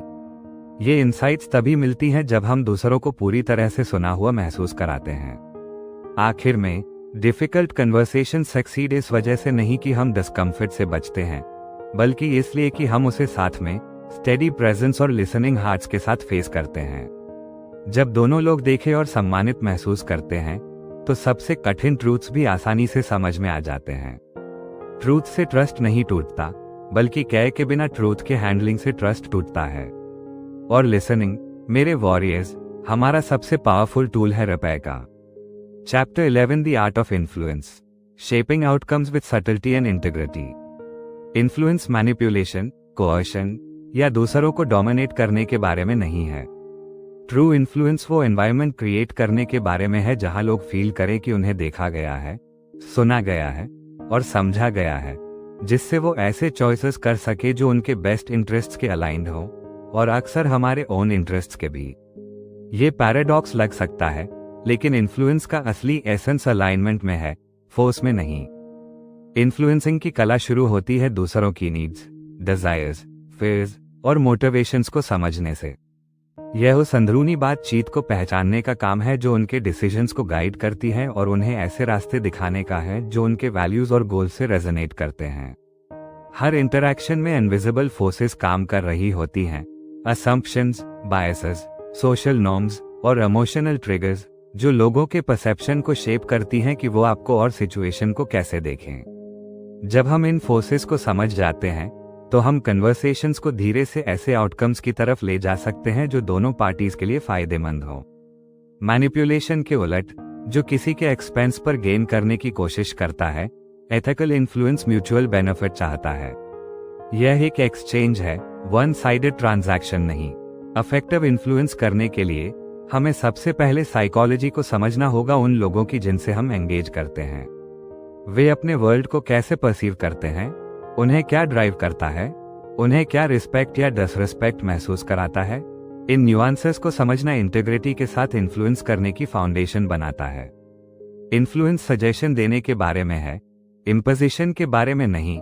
ऐसे आइडियाज, इनसाइट्स और चॉइसेस देना जो दूसरे को उनकी जरूरतों के साथ अलाइन सोचने और एक्टिंग करने की तरफ ले जाएं, भले ही वे अपनी जरूरतों को अभी पूरी तरह से समझ ना पाए हों। यहाँ सटल्टी का बहुत बड़ा रोल है। इन्फ्लुएंस आमतौर पर ओवर्ट या अग्रेसिव टैक्टिक्स से काम नहीं करता। ये कॉन्वर्सेशन के क्वाइट स्पेसेस में काम करता है, शब्दों के बीच की पॉजेज में, लैंग्वेज में एम्बेडेड अनस्पोकन सजेशंस में और गेस्चर्स में जो वर्बल कम्युनिकेशन को सपोर्ट या कॉन्ट्रडिक्ट करते हैं। सबसे स्किल्ड इन्फ्लुएंसर्स को कमांड या डिमांड करने की जरूरत नहीं पड़ती। वे दूसरों को इनवाइट करते हैं कि वे खुद ही किसी आइडिया, सॉल्यूशन या पर्सपेक्टिव की वैल्यू डिस्कवर करें। ये तरीका आर्ट और साइंस दोनों है, जिसे इमोशनल इंटेलिजेंस और कॉग्निटिव इंसाइट की जरूरत होती है। इसके लिए पेशेंस चाहिए और बिना पुश किए लीड करने की एबिलिटी भी। जब हम ऐसे इन्फ्लुएंस करते हैं तो हम दूसरे को ऑटोनॉमी देते हैं कि उन्हें लगे कि उन्होंने खुद ही डिसीजन लिया है, भले ही हमने उन्हें उस पॉइंट तक गाइड किया हो। यह है प्रभावी इन्फ्लुएंस का पैराडॉक्स। ये तब सबसे पावरफुल होता है जब ये सबसे कम फोर्सफुल लगता है। ट्रस्ट, इन्फ्लुएंस का कॉ। ट्रस्ट के बिना इन्फ्लुएंस केवल मैनिपुलेशन है। लोग किसी ऐसे इंसान का फॉलो नहीं करेंगे जिस पर वे भरोसा नहीं करते, और ना ही वो पर्सुएडेड होंगे किसी ऐसे पर जिसे लगता है कि उनके बेस्ट इंटरेस्ट दिल में नहीं है। इसलिए इन्फ्लुएंस की कला का सबसे पहला और सबसे जरूरी टूल है ऑथेंटिसिटी। ऑथेंटिसिटी सिर्फ ऑनेस्टी नहीं है, ये हमारे वर्ड्स, एक्शंस और इंटेंशंस में कंसिस्टेंसी है। यह इंटीग्रिटी, कंप्लीटनेस और बिना कोई प्रिटेंस के दुनिया में आना है। जब लोग महसूस करते हैं कि हम ऑथेंटिक हैं, तो वे हमारी इन्फ्लुएंस को स्वीकार करते हैं। यह ऑथेंटिसिटी हर इंटरैक्शन में दिखनी चाहिए, हमारी एक्शंस की ट्रांसपेरेंसी में, हमारी बातों की सिंसियरिटी में और हमारे वैल्यूज के अलाइनमेंट में। जब हम कंसिस्टेंट होते हैं, जो हम सोचते हैं, कहते हैं और करते हैं एक जैसे होते हैं, तो हम दूसरों को एक मजबूत सिग्नल भेजते हैं, तुम मुझ पर भरोसा कर सकते हो। ट्रस्ट धीरे धीरे बनती है। ये बड़े गेस्चर से नहीं, बल्कि रोजमर्रा के कंसिस्टेंट एक्शन से बनती है। जितना ज्यादा लोग हमें अपनी वैल्यूज के साथ सचेत देखते हैं, उतना ही वे हमारे साथ सुरक्षित महसूस करते हैं। उन्हें पता होता है कि हमारे पीछे कोई हिडन एजेंडा नहीं है, बल्कि एक जेन्युइन डिजायर है सर्व, हेल्प और कनेक्ट करने की। पर दोस्तों, ऑथेंटिसिटी सिर्फ तब रियल होने का नाम नहीं है जब हमें आरामदायक लगे। इसमें वल्नरेबिलिटी दिखाना भी शामिल है, अपनी गलतियों को स्वीकारना और सिंसियर रिमॉर्स जताना जब हम चूकते हैं। जब हम अपनी कमजोरियों को मानते हैं और बेहतर करने के लिए कमिटेड होते हैं, तो ट्रस्ट गहरा होता है। ये शेयर्ड ह्यूमैनिटी क्रिएट करता है। लोग समझते हैं कि हम परफेक्ट नहीं हैं, लेकिन रियल हैं, और इससे वे हमारी इन्फ्लुएंस को ज्यादा स्वीकारते हैं। याद रखें, इन्फ्लुएंस एक वन वे सड़क नहीं है। हम इन्फ्लुएंस करते हैं ओबीडियंस डिमांड करके नहीं, बल्कि मीनिंगफुल रेसिप्रोकल रिलेशनशिप्स बनाकर। इससे इन्फ्लुएंस ग्रोथ का टूल बन जाता है, इन्फ्लुएंसर और इन्फ्लुएंस्ड दोनों के लिए। जब हम ऑथेंटिसिटी से इन्फ्लुएंस बनाते हैं, तो हम ऐसा ट्रस्ट बनाते हैं जो मुश्किल हालात, जटिल नेगोशिएशंस और प्रभावी लीडरशिप को संभाल सके, जहां लोग हमारे साथ चलते हैं, ब्लाइंडली हमारे पीछे नहीं। कमेंट, अग्री विद यू अगर यह बात आपके दिल को छूती है। इन्फ्लुएंस की सटल टेक्निक्स। जबकि ऑथेंटिसिटी फाउंडेशन है, कुछ साइकोलॉजिकल प्रिंसिपल्स हैं जो एथिकल तरीके से यूज करने पर हमारी इन्फ्लुएंस बढ़ा सकते हैं। 1. रेसिप्रोसिटी। लोग तब पॉजिटिवली रिस्पॉन्ड करते हैं जब उन्हें लगता है कि उन्हें कोई वैल्यूएबल चीज मिली है। ये हमेशा मटेरियल गिफ्ट्स नहीं होती, बल्कि हमारा टाइम, ध्यान या सिंसियर कॉम्प्लीमेंट भी हो सकता है। पहले कुछ ऑफर करके, इनसाइट, काइंडनेस या एक लिसनिंग ईयर, हम दूसरों में रेसिप्रोकेट करने का नेचुरल अर्ज जगाते हैं। 2. Social proof. अनसर्टेन सिचुएशंस में लोग क्राउड का फॉलो करते हैं। जब हम दिखाते हैं कि हमारे व्यू पॉइंट के साथ और लोग अलाइंड हैं, एग्जाम्पल्स, टेस्टिमोनियल्स या कलेक्टिव अग्रीमेंट के जरिए, तो दूसरों के लिए हमारा पर्सपेक्टिव अपनाना आसान हो जाता है। यह इसलिए काम करता है क्योंकि इंसानों को बिलोंगिंग की गहरी जरूरत होती है। 3. स्कैर्सिटी। हम चीजों को तब ज्यादा वैल्यू देते हैं जब वे रेयर या लिमिटेड लगती हैं। किसी अपॉर्चुनिटी, रिसोर्स या आइडिया की यूनिक क्वालिटीज, टाइमलीनेस या ग्रोथ पोटेंशियल को हाईलाइट करके हम इस साइकोलॉजिकल ट्रिगर को एक्टिवेट करते हैं। ये डिसेप्शन नहीं है, बल्कि सच को सही फ्रेमिंग देना है। 4. अथॉरिटी लोग उन लोगों से ज्यादा प्रभावित होते हैं जिन्हें वे क्रेडिबल समझते हैं। हमें हर चीज का एक्सपर्ट होना जरूरी नहीं, लेकिन हमें खुद को नॉलेजेबल, एक्सपीरियंस्ड और कॉन्फिडेंट दिखाना चाहिए। 5.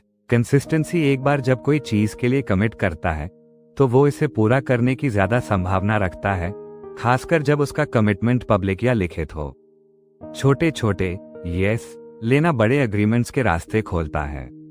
जब ये टेक्निक्स स्किलफुली और एथिकली यूज होती हैं तो ये हमारी इन्फ्लुएंस को मीनिंगफुल तरीके से बढ़ाती हैं, लेकिन ये हमेशा ऑथेंटिसिटी पर ग्राउंडेड होनी चाहिए। इन्फ्लुएंस अपने सबसे अच्छे रूप में मैनिपुलेशन नहीं है। ये दूसरों को हमारी आइडियाज की वैल्यू समझने में मदद करता है, उन्हें उनके बेस्ट इंटरेस्ट्स के अलाइन डिसीजंस की तरफ धीरे धीरे ले जाता है, और ये सब एम्पैथी, रिस्पेक्ट और इंटीग्रिटी के साथ करता है। सब्सक्राइब करो और साथ में बढ़ते रहें मेरे दोस्तों। Chapter 12, developing empathy, the cornerstone of human connection. The nature of empathy, understanding beyond the surface. Empathy वो कैपेसिटी है जिससे हम किसी और के फीलिंग्स को समझते और शेयर करते हैं। ये वो इनविजिबल थ्रेड है जो ह्यूमन रिलेशनशिप्स को जोड़ता है और ऐसा स्पेस बनाता है जहां लोग खुद को सीन, हर्ड और वैल्यूड महसूस करते हैं। लेकिन एम्पैथी को अक्सर गलत समझा जाता है। ये सिर्फ किसी के लिए सॉरी फील करना या उनकी फीलिंग्स को कॉपी करना नहीं है, ये कहीं ज्यादा गहरा है। ट्रू एम्पैथी मतलब है खुद से बाहर निकलकर किसी और की नजर से दुनिया को देखना। ये एबिलिटी है उनकी इमोशंस को रिकॉग्नाइज करने की, उनके इमोशंस के रूट कॉजेस को समझने की और ऐसे रिस्पॉन्ड करने की जो उनकी एक्सपीरियंस को एक्नॉलेज और वैलिडेट करे। पहला लेयर है कॉग्निटिव एम्पैथी, दूसरों की इमोशंस को समझना और उनका पर्सपेक्टिव रिकॉग्नाइज करना।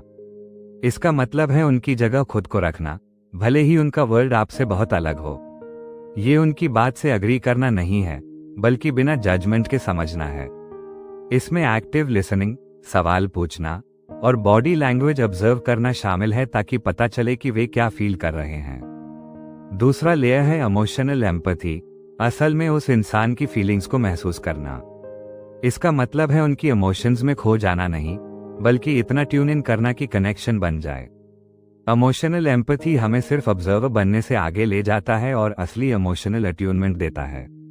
तीसरा लेयर है कंपैशनेट एम्पैथी, समझने और महसूस करने से आगे जाकर उनकी मदद करने या उनके दुख को कम करने की इच्छा रखना। ये हमारी इमोशनल कनेक्शन को मीनिंगफुल एक्शन में बदल देता है। एम्पैथी हर सिचुएशन में एक जैसी नहीं होती। ऑफिस में ये हो सकता है कि आप किसी कॉलीग की फ्रस्ट्रेशन को समझें और प्रैक्टिकल सॉल्यूशन दें। घर पर यह हो सकता है कि आप किसी के ग्रीफ में उनके साथ क्वाइटली बैठे बिना जल्दी से प्रॉब्लम फिक्स करने की कोशिश किए। चाहे कोई भी कॉन्टेक्स्ट हो, एम्पैथी हमेशा रूटेड होती है एक्टिव लिसनिंग, अटेंटिवनेस और जेन्युइन समझ की चाह में, ह्यूमन से ह्यूमन कनेक्ट करने में, शब्दों से परे। जब एम्पैथी मौजूद होती है तो वो एक सेफ स्पेस बनाती है जहां रियल कनेक्शन पनपता है। लोग खुद को समझा हुआ, अप्रिशिएटेड और सपोर्टेड महसूस करते हैं। इससे ट्रस्ट मजबूत होता है, रिलेशनशिप्स डीपन होते हैं और बिलोंगिंग का असली फीलिंग आता है। Active listening, the heart of empathy. Active listening के बिना एम्पैथी पॉसिबल नहीं है। एक्टिव लिसनिंग सिर्फ किसी की बात सुनना नहीं, बल्कि इंटेंशनल, फोकस्ड और प्रेजेंट होकर उनके वर्ड्स और इमोशंस को समझना है। ये शुरू होता है पूरा ध्यान देने से, डिस्ट्रैक्शंस हटाने से और बिना इंटरप्ट किए या जल्दी सॉल्यूशन देने की कोशिश किए उनकी पूरी बात सुनने से। इसमें वर्बल क्यूज भी होते हैं, जैसे उनकी बात को पैराफ्रेज करना, क्लैरिफाइंग क्वेश्चंस पूछना या छोटे एफर्मेशंस देना, और नॉन वर्बल क्यूज भी, जैसे steady eye contact, open posture और उनके सामने बैठना जिससे पता चले कि आप कनेक्टेड हैं। पहला स्टेप है प्रेजेंट होना, अपने इंटरनल थॉट्स, जजमेंट्स और डिस्ट्रैक्शंस को क्वाइट करके पूरी तरह स्पीकर पर फोकस करना। दूसरा स्टेप है रिफ्लेक्ट करना, जो सुना उसे समराइज करना ताकि क्लियर हो जाए कि आपने सही समझा है। मैं जो समझ रहा हूं वो ये है कि आप प्रोजेक्ट डेडलाइन से ओवरवेल्म्ड फील कर रहे हैं। क्या ये सही है? इससे स्पीकर को पता चलता है कि आप सिर्फ उनकी बात नहीं सुन रहे, बल्कि उनकी फीलिंग्स और थॉट्स को प्रोसेस कर रहे हैं। तीसरा स्टेप है एम्पैथाइज करना, उनकी फीलिंग्स को एक्नॉलेज और वैलिडेट करना। मैं समझ सकता हूँ कि ये कितना स्ट्रेसफुल होगा आपके लिए, ये सच में बहुत कुछ हैंडल करना पड़ रहा होगा। इसका मतलब सोल्यूशन देना नहीं, बल्कि ये कहना है आपका एक्सपीरियंस इंपॉर्टेंट है और मैं आपकी फीलिंग्स को समझता हूँ। एम्पैथी तब पनपती है जब हम जल्दी सोल्यूशन देने की अर्ज को रोकते हैं और सिर्फ उनके एक्सप्रेशन के लिए जगह देते हैं।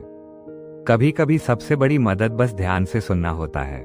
जब हम एम्पैथी के साथ सुनते हैं तो लोग वैल्यूड फील करते हैं और यही है असली ह्यूमन कनेक्शन की heartbeat. Comment, agree with you अगर आप इससे अग्री करते हैं। Cultivating empathy practices for deeper connection. कुछ लोगों को एम्पैथी में नेचुरल इंक्लिनेशन हो सकती है, लेकिन ये एक स्किल है जिसे हम सब इंटेंशनल प्रैक्टिस से मजबूत कर सकते हैं। एक तरीका है पर्सपेक्टिव टेकिंग, जानबूझकर खुद को किसी और की सिचुएशन में रखना। खुद से पूछें, वे इस वक्त क्या गुजर रहे होंगे, वे इस समय क्या महसूस कर रहे होंगे। इससे हम डिफरेंट बैकग्राउंड्स और एक्सपीरियंसेस वाले लोगों से कनेक्ट करने की कैपेसिटी बढ़ाते हैं और बायसेस और असम्पशंस को तोड़ते हैं। दूसरा तरीका है इमोशनल रिकॉग्निशन, अपने और दूसरों के इमोशंस को समझना। फेशियल एक्सप्रेशंस, बॉडी लैंग्वेज और वोकल टोन को ऑब्जर्व करें। इससे हम ज्यादा सेंसिटिव रिस्पॉन्स दे पाते हैं। अपने शब्द और एक्शंस उनकी इमोशनल स्टेट के हिसाब से एडजस्ट करते हैं और अपनी ओन रिएक्शंस को कंट्रोल करते हैं। तीसरा प्रैक्टिस है माइंडफुलनेस, बिना जजमेंट के पूरी तरह प्रेजेंट रहना। माइंडफुलनेस हमारे दिमाग के डिस्ट्रैक्शंस को शांत करता है, इमोशनल अवेयरनेस बढ़ाता है और हमें पेशेंस, काइंडनेस और अंडरस्टैंडिंग से रिस्पॉन्ड करना सिखाता है। एक्ट्स ऑफ सर्विस जैसे वॉलंटियरिंग भी एम्पैथी को बढ़ाते हैं, क्योंकि ये हमें डाइवर्स एक्सपीरियंसेस और जरूरतों से परिचित कराते हैं। दूसरों की सर्विस करते हुए हम अपनी खुद की चिंताओं से बाहर निकलते हैं और शेयर्ड ह्यूमैनिटी महसूस करते हैं। अंत में सेल्फ कंपैशन जरूरी है। जब हम खुद के प्रति हाश होते हैं तो दूसरों के लिए एम्पैथी देना मुश्किल होता है। खुद को काइंडनेस से ट्रीट करके और अपनी इम्परफेक्शंस को एक्सेप्ट करके हम वो इमोशनल स्पेस बनाते हैं जिससे दूसरों को भी समझ और एम्पैथी दे सकें। एम्पैथी सिर्फ स्किल नहीं, बल्कि जीने का तरीका है। ये कनेक्शन, अंडरस्टैंडिंग और म्यूचुअल रिस्पेक्ट की कदर करता है। जितना ज्यादा हम प्रैक्टिस करेंगे, उतने ही हमारे रिलेशनशिप्स गहरे होंगे और हम एक ऐसी दुनिया बनाएंगे जहां लोग सच में वैल्यूड, अंडरस्टूड और सपोर्टेड महसूस करें। Chapter 13, Conflict Resolution, Turning Challenges into Opportunities for Growth. The nature of conflict, understanding the roots and dynamics. Conflict इंसानी इंटरैक्शन का नेचुरल हिस्सा है। किसी न किसी पॉइंट पर डिफरिंग व्यू पॉइंट्स, मिसअंडरस्टैंडिंग्स या मिसअलाइंड इंटरेस्ट टेंशन पैदा करते हैं। लेकिन मेरे दोस्तों, सही माइंडसेट से कॉन्फ्लिक्ट डिस्ट्रक्टिव नहीं होता। असल में कॉन्फ्लिक्ट ग्रोथ, इनोवेशन और गहरी कनेक्शन के लिए पावरफुल कैटलिस्ट बन सकता है। इफेक्टिव कॉन्फ्लिक्ट रेजोल्यूशन का पहला स्टेप ये समझना है कि ज्यादातर डिसएग्रीमेंट्स अनमेट नीड्स या डिजायर से आते हैं।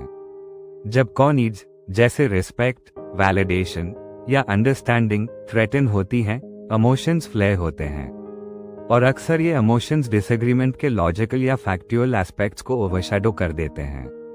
इस इमोशनल अंडरकरंट को समझना बहुत जरूरी है। कॉन्फ्लिक्ट अक्सर सिर्फ इशू के बारे में नहीं होता, यह ज्यादा होता है कि लोग उस इशू को लेकर क्या फील करते हैं। इमोशनल इंटेलिजेंस यहाँ हमारी सबसे बड़ी मदद होती है। समस्या को सॉल्व करना ही काफी नहीं है, हमें इमोशंस को भी एड्रेस करना पड़ता है। अगर हम इमोशनल डायनामिक्स को इग्नोर करते हैं तो कॉन्फ्लिक्ट जल्दी एस्केलेट हो सकता है, डिफेंसिवनेस, एंगर या विड्रॉयल तक। लेकिन जब हम इमोशंस को समझने के लिए समय देते हैं तो हम सरफेस डिसएग्रीमेंट से आगे जाकर डीपर अंडरस्टैंडिंग तक पहुंच सकते हैं। एक और जरूरी बात यह है कि कॉन्फ्लिक्ट अक्सर अलग अलग पर्सपेक्टिव से आता है। दो लोग एक ही सिचुएशन को पूरी तरह अलग तरीके से एक्सपीरियंस कर सकते हैं, उनके वैल्यूज, अपब्रिंगिंग और एक्सपीरियंसेस के हिसाब से। ये मानना कि हर किसी की अपनी यूनिक लेंस होती है, हमें डिसएग्रीमेंट्स को क्यूरियोसिटी से देखने में मदद करता है, जजमेंट से नहीं। मेरा तरीका ही सही है। सोचने के बजाय हम ये समझने के लिए ओपन होते हैं कि दूसरा व्यक्ति क्यों वैसा फील करता है। कॉन्फ्लिक्ट रेजोल्यूशन का असली गोल जीतना नहीं है, बल्कि ऐसा आउटकम बनाना है जो दोनों की नीड्स को एक्नॉलेज करे, उनके पर्सपेक्टिव्स का सम्मान करे और म्यूचुअल अंडरस्टैंडिंग बनाए। जब सही तरीके से हैंडल किया जाए तो कॉन्फ्लिक्ट दोनों व्यक्तियों के लिए ग्रोथ और रिलेशनशिप को मजबूत करने का मौका बन जाता है। Strategies for resolving conflict, approaches that lead to positive outcomes. Emotional और पर्सपेक्टिव बेस्ड रूट समझने के बाद अगला स्टेप ऐसी स्ट्रैटेजीज अपनाना है जिससे दोनों पार्टीज को सुना, सम्मानित और समझा महसूस हो। 1. Active listening. जैसा कि पहले देखा गया है, एक्टिव लिसनिंग मतलब सिर्फ वर्ड सुनना नहीं बल्कि उन वर्ड्स के पीछे इमोशंस को समझना। इसका मतलब है पूरी तरह प्रेजेंट रहना, इंटरप्ट करने का अर्ज रोकना और वर्बल और नॉन वर्बल क्यूज से दिखाना कि हम एंगेज्ड और एम्पैथेटिक हैं। जब हम कॉन्फ्लिक्ट में एक्टिव लिसनिंग करते हैं तो दूसरे व्यक्ति के फीलिंग्स वैलिडेट होते हैं। अक्सर लोग बस सुने जाना चाहते हैं और जब उन्हें समझा गया महसूस होता है तो वे सोल्यूशन के लिए ज्यादा ओपन होते हैं। 2. आई स्टेटमेंट्स का यूज करें बजाय यू स्टेटमेंट्स के। यू ऑलवेज इंटरप्ट मी कहने से सामने वाला डिफेंसिव हो सकता है, लेकिन I feel frustrated when I am interrupted में हम अपने एक्सपीरियंस को एक्सप्रेस करते हैं बिना ब्लेम किए। इस सटल लैंग्वेज शिफ्ट से डिफेंसिवनेस कम होती है और खुला संवाद बनता है। 3. रिफ्रेमिंग। रिफ्रेमिंग का मतलब है नेगेटिव या चैलेंजिंग स्टेटमेंट को न्यूट्रल या पॉजिटिव तरीके से प्रेजेंट करना। जैसे यू आर बीइंग अनरीजनेबल के बजाय it seems like we have different priorities, let's try to understand each other's perspective. ये शिफ्ट ब्लेम से कोलैबोरेशन की ओर ले जाता है। 4. कॉमन ग्राउंड ढूंढना। किसी भी कॉन्फ्लिक्ट में अक्सर ऐसे शेयर्ड वैल्यूज या गोल्स होते हैं जो दोनों पार्टीज के लिए इंपॉर्टेंट होते हैं। जैसे वर्कप्लेस कॉन्फ्लिक्ट में दोनों चाहते हैं कि प्रोजेक्ट सक्सेसफुल हो या टीम की वेलबींग बनी रहे। इन कॉमन गोल्स को आइडेंटिफाई करके हम रेजोल्यूशन का स्ट्रॉन्ग फाउंडेशन बनाते हैं। 5. विन विन सोल्यूशंस खोजें। विन विन सोल्यूशन वो होता है जिसमें दोनों पार्टीज को लगता है कि उनकी नीड्स फैली मीट हुई हैं। इसके लिए क्रिएटिविटी, कोलैबोरेशन और नए आइडियाज अपनाने की जरूरत होती है। दोनों साइड्स ऐसा आउटकम चाहते हैं जिसमें कोई हारता नहीं। याद रखें, कॉन्फ्लिक्ट रेजोल्यूशन में जीतना नहीं बल्कि साथ आगे बढ़ना जरूरी है। अगर आप इस बात से अग्री करते हैं तो कमेंट करें, agree with you. The role of emotional regulation, staying calm in the face of conflict. Conflict का सबसे चैलेंजिंग हिस्सा है अपनी इमोशंस को मैनेज करना। जल्दी गुस्सा आना या फ्रस्ट्रेशन में आ जाना आसान है, लेकिन इमोशनल रेगुलेशन, अपनी इमोशंस को रिकॉग्नाइज, मैनेज और थॉटफुली रिस्पॉन्ड करना कॉन्फ्लिक्ट रेजोल्यूशन की स्किल है। स्टेप 1. Self awareness. ध्यान दें कि कब आपकी इमोशंस राइज कर रही हैं, बॉडी में टेंशन, हार्ट तेज धड़कना, फिस्ट्स या जो टाइट होना। ये सिग्नल्स बताते हैं कि आप इमोशनली ट्रिगर्ड हैं। स्टेप 2. पॉज लें। जब इमोशंस बहुत तेज हो तो गहरी सांस लें, थोड़ी देर सिचुएशन से दूर हो जाएं और खुद को काम होने दें। ये पॉज रैश वर्ड्स या एक्शंस से बचाता है और सोच समझकर रिस्पॉन्स देने में मदद करता है। स्टेप 3. थॉट्स रिफ्रेम करें। हमारी इमोशनल रिएक्शन हमारे सिचुएशन की इंटरप्रिटेशन पर डिपेंड करती है। अगर हम कॉन्फ्लिक्ट को पर्सनल अटैक समझेंगे तो गुस्सा आएगा, लेकिन अगर इसे मिसअंडरस्टैंडिंग या पर्सपेक्टिव डिफरेंस मानेंगे तो हम क्यूरियोसिटी और ओपननेस से अप्रोच करेंगे। स्टेप 4. माइंडफुलनेस प्रैक्टिस करें। सिंपल प्रैक्टिसेस जैसे डीप ब्रीदिंग या मेडिटेशन टेंस कन्वर्सेशंस में काम और फोकस्ड बने रहने में मदद करते हैं। स्टेप 5. एम्पैथी दिखाएं। जब हम दूसरे के फीलिंग्स समझते हैं तो डिफेंसिवनेस कम होती है। एम्पैथी काइंडनेस, पेशेंस और रेजोल्यूशन के लिए इमोशनल स्पेस बनाती है। इमोशनल रेगुलेशन का मतलब फीलिंग्स को दबाना नहीं बल्कि उन्हें समझकर अपने वैल्यूज और गोल्स के अनुसार रिस्पॉन्स चूज करना है। ऐसा करके हम सिचुएशन पर कंट्रोल बनाए रखते हैं और रेजोल्यूशन को कंस्ट्रक्टिव और कोलैबोरेटिव बनाते हैं। मिलकर वॉरियर्स, इमोशनल इंटेलिजेंस, स्ट्रैटेजीज और एम्पैथी के साथ हम किसी भी कॉन्फ्लिक्ट को ग्रोथ, अंडरस्टैंडिंग और कनेक्शन के मौके में बदल सकते हैं। सब्सक्राइब करें और साथ मिलकर और सीखते रहें। सोशल इंटेलिजेंस सुनने के लिए धन्यवाद। यहाँ स्प्लेंडर पर हमें उम्मीद है कि यह सफर आपको मानव संबंधों को समझने और अपनी सोशल स्किल्स को बेहतर बनाने में मदद करेगा, ताकि आप अपने रिश्तों को और भी गहरा और मतलबपूर्ण बना सकें। अगर आपको यह ऑडियो बुक पसंद आई हो तो कृपया लाइक करें, सब्सक्राइब करें और नोटिफिकेशन बेल दबाना न भूलें, ताकि आप हमारे आने वाले नए कंटेंट से अपडेटेड रहें। अपने विचार और अनुभव कमेंट्स में जरूर साझा करें। हमें आपकी बातें सुनकर खुशी होगी। तब तक के लिए कॉन्फिडेंस और सहानुभूति के साथ चमकते रहें।